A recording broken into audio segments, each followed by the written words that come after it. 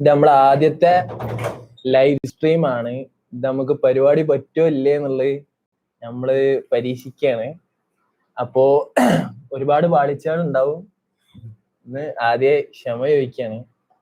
ഇന്ന് നമ്മള് ശരിക്ക് സാധാരണ ഞാൻ കണ്ട സ്ട്രീമുകളൊക്കെ മൊത്തം ഭയങ്കര ജോളി ഫ്രീ കളികളും ചിരികളൊക്കെ ഉള്ള സാധനമാണ്. പക്ഷെ നമ്മള് കുറച്ചും കൂടി ഇത് നമുക്ക് എപ്പിസോഡായിട്ട് ഇറക്കുകയും ചെയ്യാം. ക്യാമറയ്ക്ക് നോക്കാം, നമുക്ക് സംസാരിക്കുകയും ചെയ്യാം. ഇന്ന് നമ്മൾ കുറച്ചുകൂടി സീരിയസ് ആയിട്ടുള്ള ഒരു ടോപ്പിക്കാണ് എടുക്കുന്നത്. നമുക്കെന്താ വെച്ചാൽ ബേസിക്കലി അങ്ങനെ ഒരു വെറുതെ ഒരു സാധനം ചെയ്യാൻ കഴിയുന്നില്ല. ലൈവ് ഇടുമ്പോ തന്നെ ഒരു എന്താ പറയാ ഒരു കളി സാധനം വരുന്നില്ല. നമ്മളെ ചെയ്യാൻ പറ്റും തോന്നുന്നില്ല. സാധാരണ ഇപ്പൊ ലൈവ് കാണുന്നവർക്ക് അങ്ങനെ എന്റർടൈൻമെന്റ് ആയി പോലെ ആഗ്രഹിക്കുന്നുണ്ടാവുക. ഞാൻ പലരും പറയുന്നത് കണ്ടിട്ടുണ്ട്, ഈ ലൈവ് കണ്ടിട്ട് ഭയങ്കര സന്തോഷം കിട്ടുന്നുണ്ട് എന്നൊക്കെ പറഞ്ഞിട്ടുണ്ട്. പക്ഷെ ചിലപ്പോ നമുക്ക് ആ ഒരു സാധനം പ്രൊവൈഡ് ചെയ്യാൻ പറ്റിയെന്ന് വരില്ല. ബട്ട് നമ്മൾ ഇന്ന് അഡ്രസ് ചെയ്യുന്ന വിഷയം നമ്മൾ ഇൻസ്റ്റാഗ്രാമിലൊക്കെ ഇട്ടിരുന്നു. അതായത് ഇന്ന് ഒക്ടോബർ 7 ഒക്ടോബർ 7 എന്ന് പറയുമ്പോൾ ശരിക്കും ഇപ്പോ സത്യം പറഞ്ഞാല് ആ ഒരു ഡേറ്റിന് കേട്ട ആരും മറക്കൂല. അത്രക്കും ഇപ്പോൾ നമ്മൾ 9/11 എന്നൊക്കെ പറയുന്നതിൽ ഒരു അടയാളം അതിലുണ്ട്. അപ്പം കൃത്യം പറഞ്ഞാല് അത് ഒക്ടോബർ 7 മുമ്പും ശേഷവും എന്നുള്ള അർത്ഥത്തിൽ ലോകം മാറിക്കഴിഞ്ഞു. ചരിത്രത്തിൽ ഇപ്പോ വലിയൊരു സംഭവം നടന്നാലും ഇവന്റ് നടന്നാലും അത് വെച്ചിട്ടായിരിക്കും അതിന് മുമ്പും അതിന് ശേഷം മൊത്തം വേൾഡ് ഓർഡർ തന്നെ ചിലപ്പോ മാറി. 9/11 ശേഷം ഭയങ്കരമായിട്ടുള്ള മാറ്റമാണല്ലോ ഉണ്ടായത്. Islam terror equation war on terror വരുന്നു. അങ്ങനെ മൊത്തത്തിലൊരു ഭയങ്കര മാറ്റാണ് വേൾഡ് ഓർഡറിൽ വരുന്നത്. അപ്പോ അത് പക്ഷെ 9/11 സംഭവിക്കുമ്പോ ഞമ്മക്ക് അത്ര ബോധമൊന്നുമില്ല എന്താ സംഭവിക്കുക. ഞാൻ ജനിച്ചിട്ടന്നില്ല. പക്ഷെ എന്താ 2001 അവര് ജനിച്ചാണ്. പക്ഷെ എനിക്കൊക്കെ ഓർമ്മ ഉള്ളത് ആ 9/11 ശേഷമുള്ള ഒരു മെയിൻ മുഹൂർത്തം ഒസാമ ബിൻ ലാദനെ കൊല്ലുന്ന ആ ഒരു സമയമാണ്. ഞാൻ അന്ന് ടിവിയിൽ ഇങ്ങനെ കണ്ട ഓർമ്മയുണ്ട്. ഒബാമ കിൽസ് ഒസാമ എന്ന് പറഞ്ഞിട്ട്. അത് ചെറുപ്പത്തിലാവും ഇപ്പൊ ഇങ്ങനെ ന്യൂസ് കാണുമ്പോ അതാണ് നമുക്ക് അങ്ങനെ ഒരു ടൈമിലുള്ള ഒരു വലിയ ഓർമ്മ എന്ന് പറയുന്നത്. പക്ഷെ ഇപ്പൊ ഇത് നമ്മള് ജീവിച്ചുകൊണ്ടിരിക്കുമ്പോ അതായത് ഈ ഇങ്ങനെ ഒരു സ്ട്രീമിൽ നമ്മൾ തുടങ്ങാൻ നിൽക്കുമ്പോ നമ്മളെ ഫസ്റ്റ് എല്ലാ ഓർമ്മകളും ഇത് തുടങ്ങുമ്പോൾ മുതലുണ്ട്. നമ്മള് ഡിഗ്രിക്ക് പഠിക്കുന്ന സമയത്താണ് ഇത് തുടങ്ങുന്നത്. അപ്പൊ അതിൽ ഞാൻ സ്റ്റാറ്റസ് ഇട്ടിരുന്നു. നമ്മള് ഒക്ടോബർ 2023 യുദ്ധം തുടങ്ങിയ സമയത്ത് നമ്മളെ വാട്സപ്പ് ഗ്രൂപ്പിൽ യുദ്ധം തുടങ്ങിയടാ യുദ്ധം എക്സാം കഴിഞ്ഞാണ്. അതായത് കോളേജ് പഠിക്കുന്ന സമയത്ത് അവിടെ ഏതോ ഒരു എക്സാം ആണോ എന്താ അറിയില്ല, എക്സാം നടന്നുകൊണ്ടിരിക്കുകയാണ്. എന്നിട്ട് നമ്മളെല്ലാരും ഓഫീസിൽ ഇരുന്ന് കൂട്ടായിട്ട് പഠിച്ച് നമ്മൾ എക്സാം കഴിഞ്ഞ് റൂമിൽ പോയി. ഞാൻ ഹോസ്റ്റലുണ്ടായിരുന്നു. ഉച്ചക്ക് ഉറങ്ങി എണീച്ചപ്പോഴാണ് ന്യൂസ് കാണുന്നത്. ഭയങ്കര ഒരു ബ്രേക്കിംഗ് ന്യൂസ് ആയിരുന്നു. ഞാൻ ഇങ്ങനെ ക്ലാസ്സിലേക്ക് വരുമ്പോ എല്ലാവരും പറയുന്നുണ്ട് ഇവിടെ ഹമാസ് ആക്രമിച്ചിട്ടുണ്ട് അപ്പോഴാ എനിക്ക് കോൺസ്റ്റൻസ് കുറെ ഒരു 2 കൊല്ലമായിട്ടൊക്കെ മിനിമം നമ്മൾ കാണുന്നുണ്ടാവും. എല്ലാ പ്രാവശ്യവും നോമ്പിനും അല്ലാത്ത സമയത്തൊക്കെ ഇങ്ങനെ അക്രമം ഉണ്ടാവുന്നത് നിരന്തരം ഇങ്ങനെ ഈ ഒരു വെറുപ്പിക്കുന്ന രൂപത്തില് ഫലസ്തീനികൾ എങ്ങനെ ആക്രമിച്ചുകൊണ്ടിരിക്കുകയാണ്. ഈ പള്ളിന്റെ കോമ്പൗണ്ടിലും അല്ലാതെ ഫലസ്തീനിലും മൊത്തത്തിലും പ്രത്യേകിച്ച് മസ്ജിദുൽ അഖ്സയുമായി ബന്ധപ്പെട്ട പ്രദേശത്തൊക്കെ കൂടുതൽ അക്രമം ഇങ്ങനെ അടിച്ചേൽപ്പിച്ചുകൊണ്ടിരിക്കുന്ന ആ ഒരു എടുങ്ങേറി നമ്മൾ എല്ലാവർക്കും ഉണ്ട്. പെട്ടെന്ന് തീരെ പ്രതീക്ഷിക്കാത്ത സമയത്താണ് ഇങ്ങനെ ഒരു സാധനം നടക്കുന്നത്. അപ്പൊ അതിനുശേഷം അതിപ്പോ 2 കൊല്ലം കഴിഞ്ഞു. 2 കൊല്ലം എന്നൊക്കെ പറയുമ്പോൾ ഒരുപാട് സംഗതികൾ ഈ ഒരു ഗ്യാപ്പിൽ നടക്കുന്നുണ്ട്. ഏത് ആംഗിളിൽ കൂടെ നോക്കി കഴിഞ്ഞാലും ഫലസ്തീനെ സംബന്ധിച്ചിടത്തോളം വലിയൊരു ട്രാൻസ്ഫോർമേഷൻ ഇതിൽ സംഭവിക്കുന്നുണ്ട്. ഇതിനെ എങ്ങനെ നോക്കിക്കഴിഞ്ഞാലും ഇതിന്റെ ഓരോ മൈന്യൂട്ട് ഡീറ്റെയിൽസിൽ നമുക്ക് കാര്യങ്ങൾ പറയാനുണ്ടാവും. പറ്റുന്ന രീതിയിലൊക്കെ നമ്മളിങ്ങനെ നമ്മളൊരു മനസ്സിൽ വരുന്ന കാര്യങ്ങളായിരിക്കും കൂടുതലും പറയാം. എന്റെ ലൈഫ് മൊത്തം ഈ ഒക്ടോബർ 7 ഞാൻ അങ്ങനെ എന്റെ ഐഫോൺ അതിന് മുമ്പ് എടുത്തിന്. അപ്പൊ എനിക്ക് ഏകദേശം തുടക്ക സമയത്തുള്ള ഡിലീറ്റ് ആക്കാത്തോണ്ട് ഒരുപാട് മെമ്മറീസ്. അപ്പൊ ഞാൻ എന്തെങ്കിലും ഒക്കെ ഒരു ഡേറ്റ് വരുമ്പോ ഞാൻ അപ്പൊ പെട്ടെന്ന് അപ്പൊ ആ ഡേറ്റിൽ എടുത്തു നോക്കും അന്നൊക്കെ എന്തൊക്കെ സംഭവിച്ചു. അപ്പോഴാണ് എനിക്ക് ഓർമ്മ അതായത് ഒക്ടോബർ 8 ഞാൻ ആപ്പാപ്പ വന്നു. എന്റെ ഏട്ടനും കുട്ടി ഉണ്ടാവും. ഞാൻ ഏട്ടനും കുട്ടി ഉണ്ടാവുമ്പോ ഭയങ്കര പൊലിവിൽ അറിഞ്ഞിരുന്നു. ഇപ്പൊ ഞാൻ ഒക്ടോബർ 7 പേരിൽ അറിയപ്പെടും. ഞാൻ ഇന്നാണ് ഞാൻ ആലോചിച്ചത് ഇന്ന് 2 വയസ്സാവാൻ പോണ നാളെ. അപ്പൊ ഞാൻ വീഡിയോ കോളൊക്കെ ചെയ്ത് ഹാഫിസ് കാക്കാന്നൊക്കെ വിളിച്ച് ഹാഫിസ് കാക്കാന്നൊക്കെ വിളിച്ചു തുടങ്ങി. അപ്പൊ എനിക്കിങ്ങനെ അതിനുശേഷം ഭയങ്കര ഒരു ചേഞ്ച് എന്റെ ലൈഫിൽ ഉണ്ടായി. ഇത് വെച്ചിട്ട് ഒരു സാധനം ഞാൻ മറ്റേ ഖുറാന്റെ എപ്പിസോഡിൽ പറഞ്ഞിരുന്നില്ലേ, ഞാൻ ഇന്നൊരു ഡയറി എഴുതിയെന്ന്. ഞാൻ ഇന്ന് എടുത്തിട്ട് ഞാൻ എടുത്തരാം, കൊണ്ടുവരാം. എടാ ഇവിടെ വെച്ച് ഏതാ നമ്മളെ കഴിഞ്ഞ ഖുറാന്റെ എപ്പിസോഡ് പറഞ്ഞ ഡയറിയാ?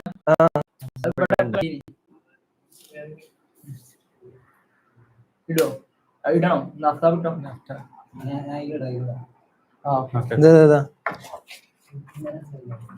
ഇത് കാണുന്നുണ്ടാ? ഉണ്ടല്ലോ അല്ലേ?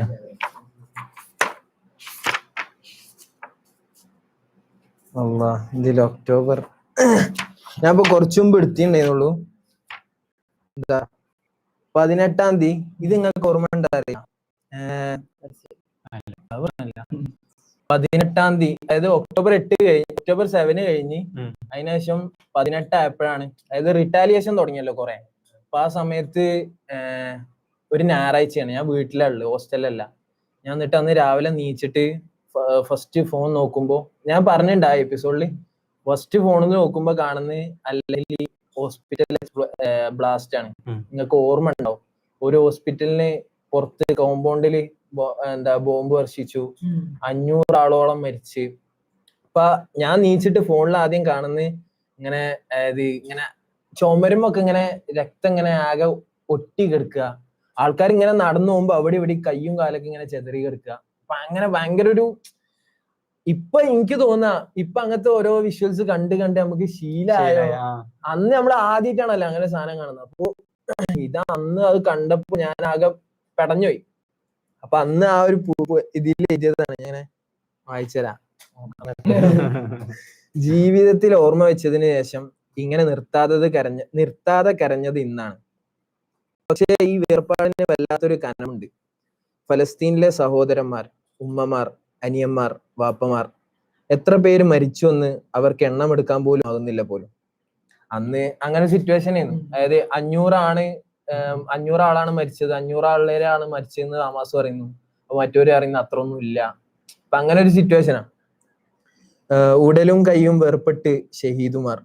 ഇനിയും എത്ര ദൂരം താണ്ടണം നിന്റെ സഹായത്തിനായി റബ്ബേ, ഇനിയും എത്ര ദൂരം താണ്ടണം നിന്റെ വിജയത്തിനായി നാഥ. ഞങ്ങളുടെ വിജയം നീ വേഗമാക്ക് റബ്ബേ, ആക്രമികളെ നീ വെറുതെ വിടരുത് റബ്ബേ, കണക്ക് ചോദിക്കാതെ ഒരുത്തനെയും വെറുതെ വിടരുത് റബ്ബേ. ഇവിടെ എത്തിയപ്പോ ഹാൻഡ് റൈറ്റിംഗ് ആകെ മാറിപ്പോയി. അതിങ്ങനെ കരഞ്ഞിട്ടായിരുന്നു. അക്സ നമ്മുടേതാണെന്ന് പറഞ്ഞത് നീ തന്നെയല്ല റബ്ബേ.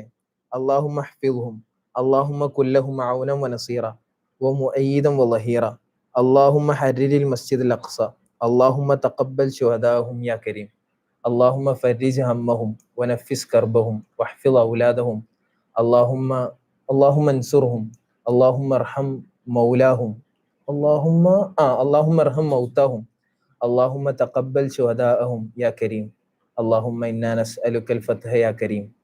എന്നിട്ട് ലാസ്റ്റ് ഞാൻ ഇത് തീർക്കുന്നത് മത്താ നസ്റുല്ലാഹ് അലാ ഇന്ന നസ്റല്ലാഹി ഖരീബ്. ഇങ്ങനെയാണ് ഞാൻ 18 അന്നത്തെ ഇതിങ്ങനെ. അപ്പൊ എനിക്ക് ആകെ ഓർമ്മ, അതിന് ശേഷമുള്ള ഒരു മെയിൻ ഓർമ്മ അന്നത്തെ ആ ഡയറിയാണ്.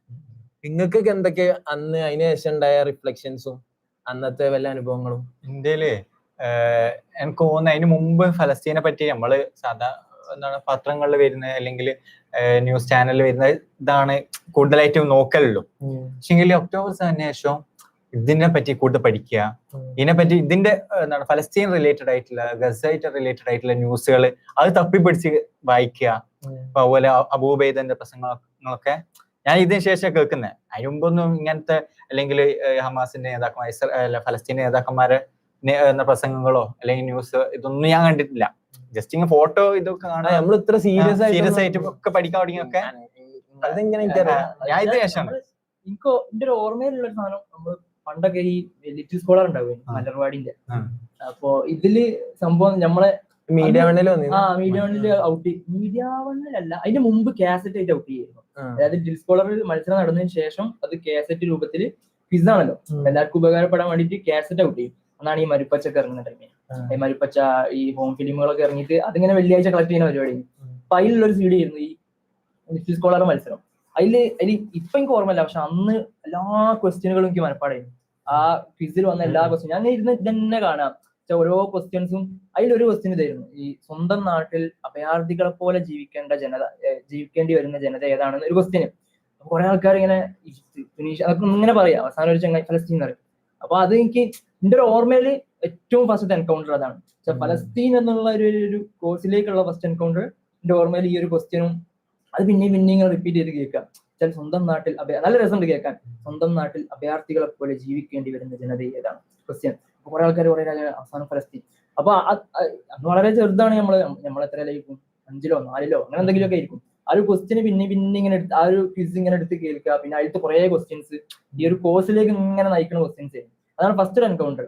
പിന്നെ നമ്മള് അതിനുശേഷം ഗസ യുദ്ധം വരുന്നുണ്ട്, ഗസയുടെ കണ്ണുനീര് CD ഇറങ്ങുന്നുണ്ട്. ഗസയുടെ കണ്ണുനീരൊക്കെ നമ്മളെ ഇമോഷണലി ഫലസ്തീനിലേക്ക് കണക്ട് ചെയ്യുന്നതിൽ ഭയങ്കര പങ്കുവച്ച സാധനമാണ്. അതായത് ഗസ യുദ്ധങ്ങൾ നടക്കുന്നുണ്ട്. അപ്പൊ ഇതിൽ കുറെ സ്ട്രാറ്റജിക് പോയിന്റുകൾ ഉണ്ട് കേട്ടോ. നമ്മൾ മിസ്സാവുന്നുണ്ടാവും. നമ്മൾ ഒരുപക്ഷെ ഇമോഷണലി നമ്മളെ അനുഭവങ്ങൾ പറഞ്ഞു പോകുമ്പോൾ കുറെ സാധനങ്ങൾ വിട്ടുപോകുന്നുണ്ടാവും. ഇതിൽ ഗസ യുദ്ധം നടക്കുന്നതോട് കൂടിയിട്ട് വലിയൊരു പരാജയം ഇസ്രായേൽ നേരിടുന്നുണ്ട്. ഈ 2014 അല്ലെങ്കിൽ അതിന് മുമ്പ് ഇത് 2021 ഒരു യുദ്ധം നടക്കുന്നുണ്ട്. 2023 തൂഫാൻ അൽ അക്സ നടക്കുന്നത്. 2021 നടക്കുന്ന യുദ്ധത്തിന്റെ ഞാൻ മറന്നു. അതായത് ഇങ്ങനെ സ്ട്രാറ്റജിക്കലി ഒരുപാട് യുദ്ധങ്ങൾ നടക്കുന്നുണ്ട്.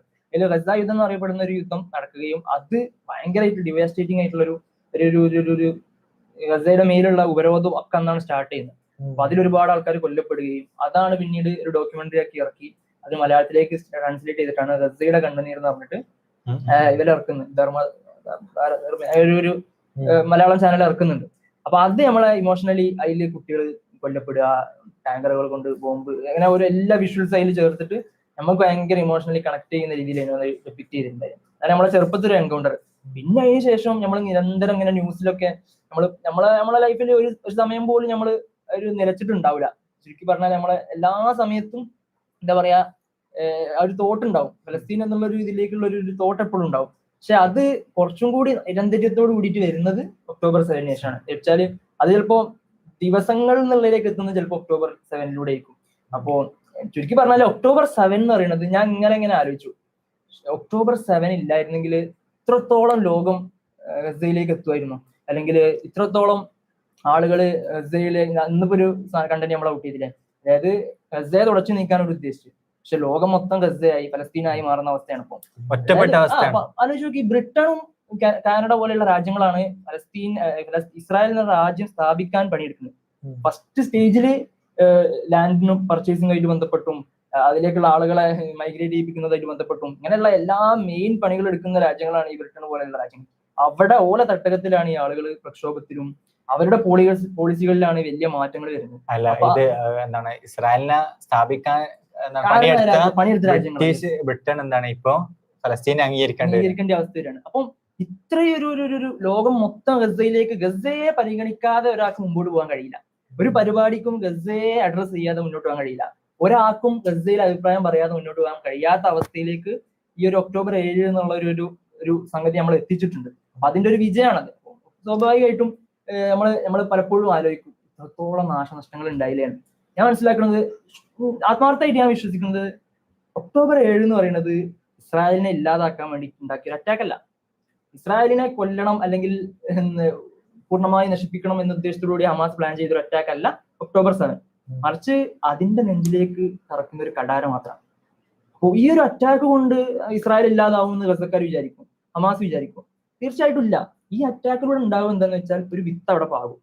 ഇപ്പൊ ചുരുക്കി പറഞ്ഞു കഴിഞ്ഞാല് സിറിയ നോർമലൈസേഷൻ ഒരുപാട് സംഗതികൾ അതിന്റെ മുമ്പ് നടക്കുന്നുണ്ട്. ഒരുപാട് ആളുകൾ കൊല്ലപ്പെടുന്നു. അതിന്റെ മുമ്പ് October 7 മുമ്പ് ഒരുപാട് ആയിരക്കണക്കിന് ആളുകൾ കൊല്ലപ്പെടുന്നുണ്ട്. അതൊക്കെ അവിടെ നിൽക്കട്ടെ. അക്സക്ക് മേലുള്ള അതിക്രമങ്ങളുണ്ട്, അതുപോലെ ഈ ഡിറ്റൈനിങ് ഉണ്ട്, ഒരുപാട് പ്രശ്നങ്ങൾ നടക്കുന്നുണ്ട്. നോർമലൈസേഷനും അതേ ധൃതിയിൽ മുന്നോട്ട് പോയിക്കൊണ്ടിരിക്കുന്നുണ്ട്.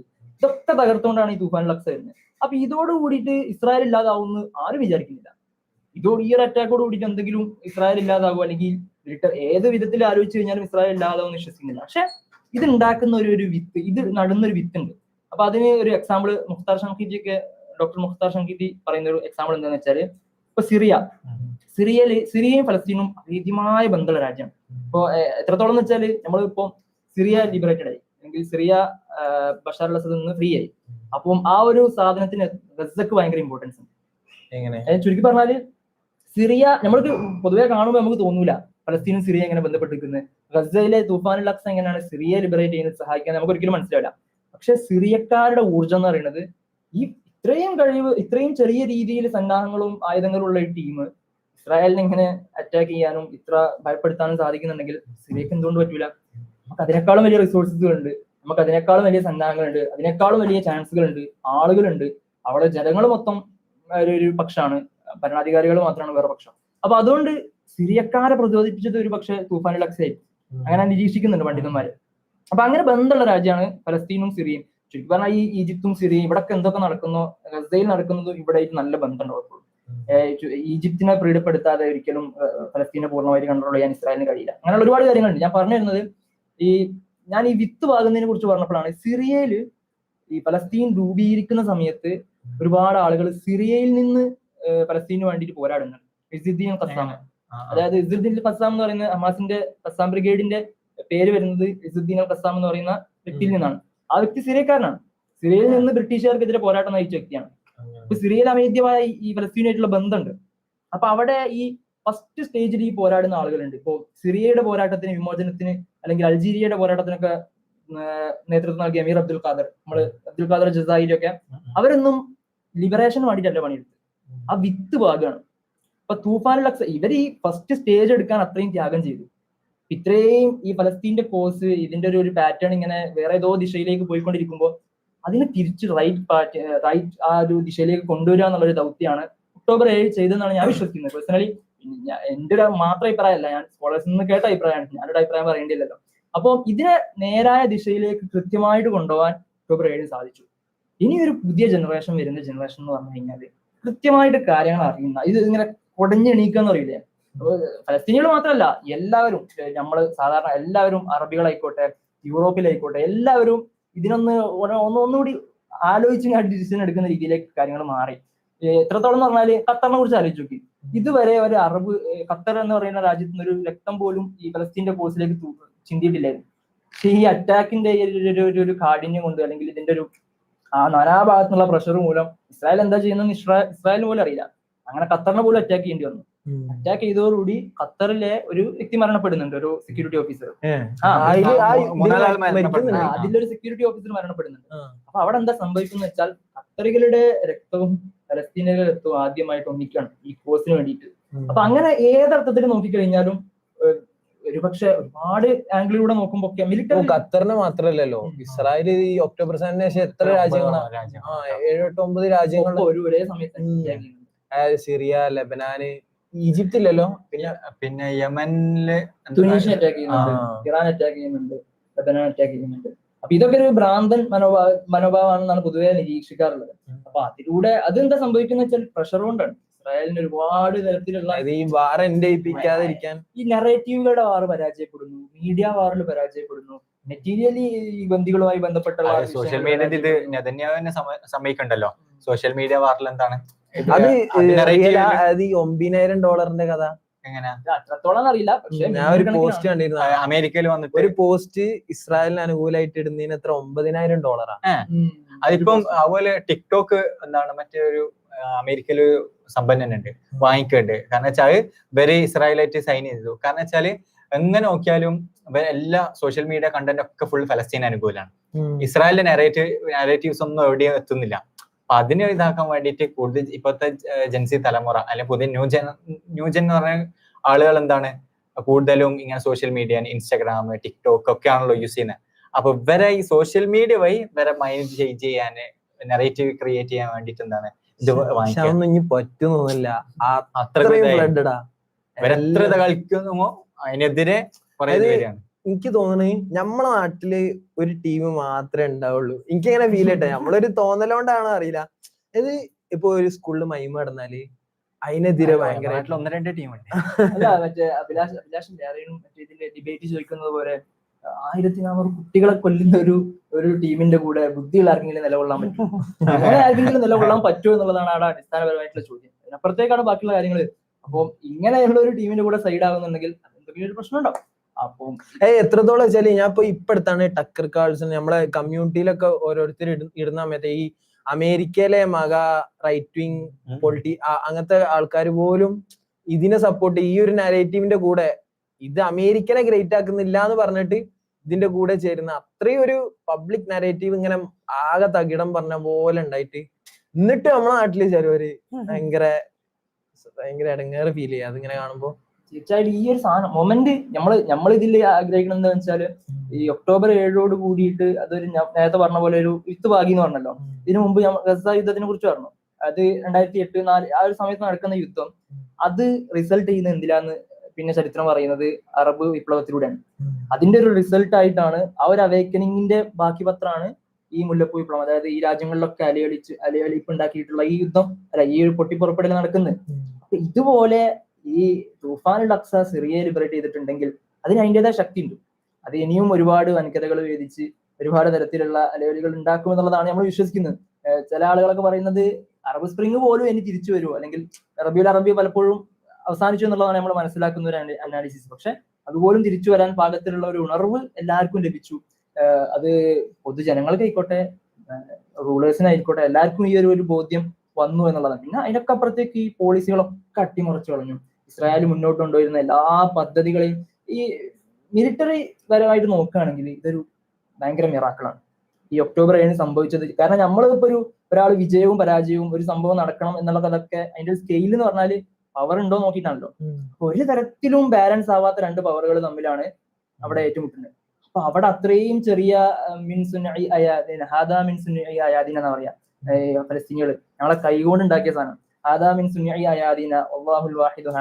അള്ളാഹുവാണ് ഞങ്ങളെ സംരക്ഷിച്ചത്. അപ്പൊ ഇങ്ങനെ ചെറിയൊരു വിഭാഗമാണ് എന്ത് ചെയ്യുന്നത്, ഇത്രയും വലിയ സെക്യൂരിറ്റി ബ്രീച്ച് നടത്തി വലിയ വീമ്പളൊക്കെ. എനിക്കും എടുക്ക് തോന്നും ചെറിയ ചെറിയ മണ്ടത്തരങ്ങളൊക്കെ ഇസ്രായേൽ ചെയ്യുമ്പോൾ ഇവരെന്തെങ്കിലുമൊക്കെ പ്ലാൻ ചെയ്തിട്ടായിരിക്കും ഇത് ചെയ്യുന്നത്. നമുക്ക് തോന്നൂലേ ഇത്രയും വലിയൊരു രാജ്യം ഇങ്ങനെയൊക്കെ ചെയ്യുമ്പോൾ എന്തെങ്കിലുമൊക്കെ പ്ലാൻ ഉണ്ടാവും, ട്രാപ്പ് ആയിരിക്കും എന്നൊക്കെ തോന്നും. പക്ഷെ യഥാർത്ഥത്തിൽ ഇസ്രായേലിന്റെ ഭാഗത്തുള്ള മണ്ടത്തരാണ്. ഇസ്രായേലിൽ സംഭവിച്ചുകൊണ്ടിരിക്കുന്ന ഒരുപാട് ഫോൾട്ടുകളാണ് അതിൽ വരുന്നത്. ഇപ്പൊ ഇതിലുള്ള വാഗപ്പുകളായിക്കോട്ടെ, അതിന് ശേഷം നടന്ന ഒരുപാട് പ്രശ്നങ്ങൾ, ന്യൂസിൽ വരുന്ന സാധനങ്ങളായിക്കോട്ടെ, ഒരു സ്പ്രെഡ് ചെയ്യുന്ന പച്ച കള്ളം ഇങ്ങനെ പറയുമ്പോൾ ഒരു വൾനറബിലിറ്റി നമുക്ക് ഇങ്ങനെ മനസ്സിലാവും, കൃത്യമായിട്ട് കാണാൻ പറ്റും. നമ്മൾ ആയിരിക്കും ഇത്രയും വലിയ രാജ്യത്തിന്, ഇത്രയും വലിയ മിലിറ്ററി പവറുള്ള, ഇത്രയും വലിയ ഇന്റലിജൻസ് പവറുള്ള രാജ്യത്തിന് മിസ്റ്റേക്ക് ആയിരിക്കില്ല, അത് ഒരു അറിഞ്ഞോട് ചെയ്തിരിക്കും നമുക്ക് തോന്നും. പക്ഷെ അറിഞ്ഞോടല്ല, ഓരോ ഭാഗത്തുള്ള മിസ്റ്റേക്ക് തന്നെയാണെന്നുള്ളത് നമുക്ക് ഇങ്ങനെ മുന്നോട്ട് പോകുമ്പോൾ ഇങ്ങനെ മനസ്സിലാവും. കാരണം അത്രത്തോളം എന്താ പറയാ വിളറി കൊണ്ട് കാര്യങ്ങൾ ചെയ്യുന്ന രീതിയിലാണ് ഇപ്പൊ പോകുന്നത്. ഇതിന്റെ ഇപ്പൊ ഈ ലാസ്റ്റ് ഒരു അമേരിക്കനായിട്ട് ട്രീറ്റ് നടന്നല്ലോ, അപ്പൊ ഭയങ്കര സ്ട്രാറ്റജിയാണ് ഹമാസ് ഇപ്പോ നിലവിൽ എടുത്തിട്ടുള്ളത്. അതിൽ അവര് മുമ്പേ അംഗീകരിച്ച സാധനങ്ങൾ മാത്രം അംഗീകരിക്കുകയാണ് ചെയ്തത്. അപ്പൊ ഞാൻ ഇതിൽ അത്ര അപ്ഡേറ്റഡ് അല്ല. അപ്പൊ നിങ്ങൾ വെസ്റ്റ് ഏഷ്യൻ ആയതുകൊണ്ട് എനിക്ക് ഇതൊക്കെ നിങ്ങളോട് ചോദിക്കണം. പറയാൻ പറ്റുമെന്നറിയില്ല അതിന്റെ ഒക്കെ ഒരു ഭാവി എന്താ ഇനി നടക്കാൻ പോകുന്നത്. ഇപ്പൊ ഇതുവരെ നമ്മൾ പറഞ്ഞു ഇതുവരെ സംഭവിച്ച കാര്യങ്ങളൊക്കെയാണല്ലോ. ഇനി വേൾഡ് ഓർഡർ മാറുന്ന പറയുമ്പോ എന്ത് സെൻസിലായിരിക്കും മാറാൻ? അങ്ങനല്ല, ഇതില് ആരും അങ്ങനെ തീർത്ത് പറയുന്നില്ല ഇത് എവിടേക്കാണ് പോകുന്നതെന്ന്. ഞാൻ നോക്കിയെടുത്തോളൂ കേട്ടോ. എന്റെ ഒരു അറിവില് കംപ്ലീറ്റ്ലി ഇത് എങ്ങനെ സൊല്യൂഷൻ ഉണ്ടാവും എന്ന അർത്ഥത്തിൽ ആരും മുന്നോട്ട് വെക്കുന്നില്ല. എന്താണ് സംഭവിക്കുക, കാരണം ഇപ്പോഴും ട്രീറ്റ് കഴിഞ്ഞിട്ടില്ല. പക്ഷെ ഹമാസ് പന്ത് അങ്ങോട്ട് തട്ടിയിരിക്കുകയാണ് ഇപ്പൊ. അതായത് തിരിച്ച് നെതന്യാഹുവിനെ ഓൾക്ക് പറയാനുള്ളത് പറഞ്ഞു. ഇനി നെതന്യാഹു 19 ട്രീറ്റുകളെ നെതന്യാഹു ആദ്യം എന്താണ് ട്രംപ് പറയുന്നത് ഞങ്ങൾ അംഗീകരിക്കുന്നതാണ്. അപ്പം ഇത് വെച്ചപ്പോ സ്ട്രാറ്റജീസ് വെച്ചപ്പോ ഒരു വിചാരിച്ചെന്ന് വെച്ചാല് ഹമാസിനെ ഇല്ലാണ്ടാക്കും. അത് സമ്മതിച്ചാലും പ്രശ്നമാണ്, സമ്മതിച്ചാലും പ്രശ്നമാണ്. പക്ഷെങ്കിൽ ഹമാസ് എന്താണ് കുറച്ചുകൂടി സ്ട്രാറ്റജിക്കലി എന്താണ് ഡിപ്ലോമാറ്റിക്കലി അതിനെ ഇതാക്കിയ എന്തൊക്കെയാണ് സംഭവിച്ചത്. അതില് 20ഓളം ഇതുണ്ട്. അതിൽ ചിലതൊക്കെ എന്താ വെച്ചാൽ ചർച്ച ചെയ്തിട്ട് തീരുമാനിക്കാം. ഇപ്പം അതില് എന്താണ് ഗസയില് എന്താണ് ഫലസ്തീൻ ഒരു അതോറിറ്റി ഉണ്ടായിരുന്നു വേൾഡ് ഉള്ള പല കൺട്രീസിന്റെ നേതൃത്വത്തില്. പക്ഷെങ്കിൽ അതില് അപ്പൊ ഹമാസ് ഭരണത്തിൽ ഹമാസിനെ ഇവിടുന്ന് ഉന്മൂലനം ചെയ്യാൻ ഡിസാം ചെയ്യാന്നുള്ളതാണ് മെയിൻ പ്രൊജക്ട്. ബാക്കിയുള്ളതാണ് സബ് പോയിന്റ്. എന്നിട്ട് ഹമാസ് പറയുന്നത് വെച്ചാല് ഞങ്ങൾ ഒഴിവാക്കിയിട്ടുള്ള ഒരു ഭരണം നടക്കൂല, ഓരോ ഇൻക്ലൂഡ് ചെയ്യും, അവിടെ ബാക്കിയുള്ള ഗ്രൂപ്പ്സ് ഇൻക്ലൂഡ് ചെയ്യും. ലോക അറബ് ഇസ്ലാമിക് ഭരണകൂടങ്ങൾ ഉണ്ടാവും, അമേരിക്ക ഉണ്ടാവും, UN-ന്റെ പ്രതിനിധികളൊക്കെ ഉണ്ടാവും, ഒക്കെ ഇതായിട്ടുള്ള. പക്ഷെങ്കിൽ ട്രംപ് വെച്ചാൽ ഹമാസ് ഇല്ലാത്തൊരു ഇത് പറ്റൂല എന്നുള്ളതാണ് ഹമാസ് പറയുന്നത്. ഇതിന്റെ ഏത് ആംഗിളിൽ തൊട്ടാലും നമ്മൾക്ക് കുറച്ച് മാത്രമേ പറയാൻ പറ്റുള്ളൂ. അങ്ങനെ ഒരു പ്രശ്നമുണ്ട് ഇതിന്. അപ്പൊ ഇത് കംപ്ലീറ്റ് സൊല്യൂഷൻ ആവുമോ എന്നുള്ളതാണ്. ഇപ്പൊ ഇതിനെ റിലേറ്റ് ചെയ്യുന്നത് അലി ഇസബെഗോവിച്ച് ബോസ്നിയയിൽ ആ ഒരു ഇത് നടന്ന സമയത്ത്, അതിന്റെ ഒരു എൻഡിലേക്ക് എത്തിയ സമയത്ത്, മസാക്കർ നടന്ന സമയത്ത് അതിന്റെ എൻഡിലേക്ക് എത്തിയപ്പോൾ ഇതൊരു ഡിസിഷന് വേണ്ടി വിട്ടുകൊടുക്കുന്നുണ്ട്. അപ്പൊ അവിടെ ഈ ഒരു ട്രാപ്പ് ഉണ്ടായിരുന്നു. വിട്ടുകൊടുക്കാനും സറണ്ടർ ചെയ്യാനും പാടില്ല, പക്ഷെ എന്താ ചെയ്യാൻ പാടില്ല, ഈ കുരുതിക്ക് ബാക്കിയും തുടരാനും പാടില്ല. അതായത് ബോസ്നിയൻ മസാക്കർ ജനസൈഡ് നടന്നതിന് ശേഷം ഈ ഒരു നിർണായക തീരുമാനം എടുക്കുന്നിടത്ത് എത്തുന്നുണ്ട്. ഈ ഒരു ഏകദേശം ഈ ഒരു സിറ്റുവേഷനിലേക്ക് എത്തുന്നുണ്ട്. അപ്പൊ ഇവിടെ ഹമാസിന്റെ കാര്യം എടുത്തു നോക്കി കഴിഞ്ഞാലും എന്താന്ന് വെച്ചാല് അതായത് ഡിസാം ചെയ്യുക അല്ലെങ്കിൽ വിട്ടുകൊടുക്കുക എന്ന് പറയുന്നത് പലസ്തീനികളെ സംബന്ധിച്ചിടത്തോളം ഹമാസിനെ സംബന്ധിച്ചിടത്തോളം നടക്കാത്ത കാര്യമാണ്. ഒരിക്കലും ബേസിക്കലി ഇസ്രായേലിനെ വിശ്വസിക്കാൻ പറ്റൂല. അങ്ങനെ ഒരിക്കലും ചരിത്രത്തിൽ അവര് സത്യസന്ധത പുലർത്തിയിട്ടില്ല. ഓരോ അക്കോർഡുകളും തെറ്റിച്ചു, ഓരോ കരാറുകളും പറ്റിച്ചു മാത്രമാണ് ഇസ്രായേൽ മുന്നോട്ട് പോയത്. അപ്പൊ അതുകൊണ്ട് ആ വിശ്വാസം ആദ്യം ഇല്ല. അപ്പൊ അതുകൊണ്ട് അങ്ങനെ ഒരു രാജ്യത്തെ വിശ്വസിക്കാൻ പറ്റൂല എന്നുള്ളത് കൊണ്ട് തന്നെ ഹമാസിന് ഒരിക്കലും അങ്ങനെ സ്വന്തം ജനങ്ങളെ ഇനിയും കുരുതിക്ക് വിട്ടുകൊടുക്കാൻ പറ്റൂല. പിന്നുള്ളത് ഇവരെ മെറ്റീരിയൽ പവർ എന്താന്ന് വെച്ചാൽ അവിടെ മെയിൻ ക്യാപിറ്റൽ ഉണ്ടാവില്ല. ഇപ്പൊ ഒരു രാജ്യത്തിന് ഒരു ക്യാപിറ്റൽ എന്ന് പറഞ്ഞാൽ അവിടെ ജനങ്ങളാണ്. അപ്പൊ ഈ ഒരു പരിഗണന എപ്പോഴും ആണല്ലോ. അപ്പൊ ഏറ്റവും അറ്റ്മോസ്റ്റ്ലി ഈ ക്യാപിറ്റൽ ഇല്ലാതാവുന്ന ഒരു പണിക്ക് ഹമാസ് ഒരിക്കലും നിൽക്കില്ല. അതുകൊണ്ടായിരിക്കണം സ്ട്രാറ്റജിക്കലി പല പണ്ഡിതന്മാരും പറയുന്നത്, അതുകൊണ്ടായിരിക്കാം ഹമാസ് ഈ ഒരു കുറച്ചെങ്കിലും അംഗീകരിക്കാം എന്നുള്ള അർത്ഥത്തിലേക്ക് പോകുന്നത്. ഇത്രയും വലിയൊരു ജനങ്ങള് ഇങ്ങനെ കുരുതി കൊടുക്കപ്പെടുകയും അല്ലെങ്കിൽ ആളുകൾ ഇങ്ങനെ മരിക്കുക എന്ന് പറയുന്നത് സ്വാഭാവികമായിട്ടും ഈ ഒരു ജനങ്ങളാണ് ഏറ്റവും വലിയൊരു സ്വത്ത് എന്ന് പറയുന്നത് രാജ്യത്തിന്റെ. അപ്പൊ അത് നടക്കാൻ പാടില്ല എന്നുള്ളതുകൊണ്ടാണ് ഭാഗികമായിട്ട് ഹമാസ് ഇതിനെ അംഗീകരിക്കുന്നതാണ് പല പണ്ഡിതന്മാരും പറയുന്നത്. അതിലും അത് മാത്രല്ല, ഇത് ഇത്ര 20ഓളം സ്ട്രാറ്റജീസ് ഉണ്ടല്ലോ. പക്ഷെ ഇവിടെ ഇതിലേടിയും നെതന്യാഹുവിനെ പറ്റി പറയുന്നില്ല.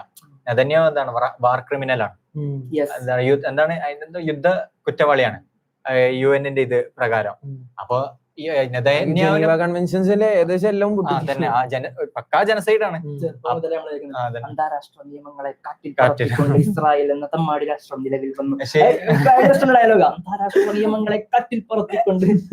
ലിറ്ററലി അതാണ്, ഏതൊക്കെ നിയമങ്ങളുണ്ടോ അതൊക്കെ പൊട്ടിക്കുക എന്നുള്ളതാണ് ഇസ്രായേലിന്റെ ഒരു പരിപാടി. അപ്പൊ ഇതിലെവിടെയും നെതന്യാഹുവിനെ പറ്റിയിട്ട് പറയുന്നില്ല.